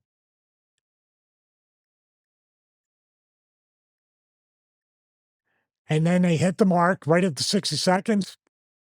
That's great. That's great. It is literally, they gaslight these kids into thinking they coached them not as rough as like when I went to school and I was trained and they were trying to make you quit every single day. But I think right now they're telling everybody the false positive. The crowd at NXT is a false positive. There's no way to gauge what needs to be worked on in a way. In other words, everybody's very encouraging. I love that. But there comes a point where you have to say, I'm going to pick you apart and I'm going to coach you hard. I'm going to split hairs and I'm going to make you the best worker you can so you can like get up there by the time you're 23. You've heard that critique before about the Performance Center in NXT, right? Mhm. Participation trophies, everybody's over. The crowd wants everybody to succeed. But sometimes we need for you to give us a real response to what's going on. But this guy believes it. That's the thing. He's like, man, I really am more over than people who were on WWE TV years ago, who were on the main roster, who were working with Triple H and The Undertaker, when, multiple times more people were watching the product. Like, it's the delusion that's the thing Well, in this what's one. the thing with some of the fans that really love NXT? Very tribalistic. AEW, NXT, WWE, they'll defend until the end. But when we did the Mason Rook thing, and people, most of the people were like, yeah, that's pretty fair and objective. And that's what I wanted to do. Just like with Jackson Drake, just give him some advice. Maven give the best advice, and I'll say it in a second. But when I said it's just a big guy who just does moves, there was people going, that's his character. That's not a character. A big guy that does moves is not a character. Otherwise, big baby Leon White in the AWA would have got super over before he became Big Van Vader. All right. What Maven said, and I would tell this guy to do, and you're saying it during this segment, do not sell. Do not let people know it gets to you. Because what happens is now people pile on. Now maybe people rib you in the locker room. I don't know. They've already done it. And that might have got him amped up, actually, be like, oh, this guy, and then this thing towards Maven, because what do wrestlers do? If he's like, do you believe what Maven said about me? Well, we think he's right. You are a terrible actor. You're the Steven Seagal of NXT. Off to the races we go, right? I've been there. Maven is sold for ribs, not the padlocked on the bag up there, but he was already smartened up. So what Maven did in a way was smarten this kid up to that for future stuff. Because I guarantee if they haven't messed with you yet, they're going to mess with you, especially if you get better and you get over, they're going to mess with you. Let's talk about Maven's response. And he did one of the better responses that you can do. Oh, Maven apologized, but the apology was like a wrestling on TV apology, which basically he gave him the advice of don't sell. And he gave the thing that he was told not to sell. And he walked into a locker room, and the number 2 rib that you play on somebody outside of crapping in their bag is padlocking it to the pipes in the ceiling. That's how they send you a message that you may have said or did something, or you might have been out of line or slightly arrogant or cocky. I don't know what happened to Maven. They might have just do it to really test him. But usually the other thing was throwing your bag in the shower and turning the shower on, or cutting your suit in half. Or these things happened throughout history. So Maven's telling him don't sell, because what if Jackson Drake gets friendly in a way he gets ripped in a friendly way? And they're just kind of hazing him, like making fun of him and see, hey, do you have a good attitude? Do you let things roll off your shoulder? And this kid comes back and starts, pointing the finger at him. Then it's like, where's my bag at? Why is the shower on? What's that smell? That can happen. So Maven's actually giving him good advice. And you know what? Man, he was nice enough to give him a free autograph at the end. Yeah, I was just looking at the photo where it's like written his name wrong on the photo and everything else. So, yeah. Of course, Maven's got to be somewhat of a heel and get the name wrong and be corrected by Zach off camera. To me, if Maven didn't even care about the kid as far as like let it roll off his shoulder and give him some advice or take it all in good fun, Maven would not even have made an apology video. He would have just been like, when they don't like you, they don't rib you. When they don't like in a friendly way, not mean. When they don't think like let's see if he's one of us or whatever, they're not going to take jabs. They're going to be quiet. If nobody's saying anything to you, that's real heat. So that's my advice to you too. And nobody talks to us, so we have heat. We best leave before we make it even worse then. So everybody, thank you so much for joining us for this, dare I say, bumper episode. This is definitely over 3 hours. I know that. When I always say, can we keep it under 2 this week? And no, it just gets longer. You haven't said, you haven't even said, you haven't dared say, let's keep it under 3 because you know it'll go 4. Yeah, I know. Let's keep it under 6. Let's see if we can do it anyway. So that's pretty much it, everybody. Thank you so much. We'll be back again next Thursday I'm sorry, actually, because people have just realized that this episode is out hopefully a day early because it's SummerSlam, we want to get it out fresh. And editor Chris is going to pull all-nighter and see what he can do for us. He's not going to thank us doing 3.5 hours on this show as well, but there you go. It's how it is. Once again, everybody, thank you so much. We're usually out every single Thursday. Fresh clips on the YouTube channel every single day. The podcast version, before you bite my head off, is available on all podcast platforms as well as the full video YouTube version. They're all out at the same time, by the way, so look out for it every single Thursday, usually, I should say. And now it's over to Stevie to thank the fans as well as the Patreon supporters. Yes, thank you very much. Thank you for another episode, James, where we get more heat than Maven somehow. So there we go. So I want to thank everybody here on YouTube. Please remember to subscribe. Click the bell to get notified, and of course, comment and interact with each other in the comment section. Yes, we do have patreon.com/Stevie Richards and watch-alongs, which I remembered this week. I forgot the day. Yeah, it's Monday, and also you remembered it because you looked at the Patreon beforehand, and I said... Well, no, but I forgot the day for it. I know it's morning. Monday, 9 a.m., show notes Tuesday, 9 a.m., and the show before the show. Hey, it might be early if James gets me the assets instead of Thursday, 9 a.m., because this episode goes out. I like to have the pre-show out before. So are we getting this episode out Tuesday or Wednesday this week, James? This is going to be it's Tuesday. Today's Tuesday. Yeah, so it's going to be Wednesday, I think, hopefully. Okay, so, yeah, but it'll be 9 a.m. across the board. We appreciate that. And also, an upcoming behind-the-scenes studio tour for Patreon as well as YouTube. So I am running out of hard drive space on my Mac Studio. Thank you so much for watching episode 9 of the Stevie Richards Show. I forgot to... What are you, a smartass?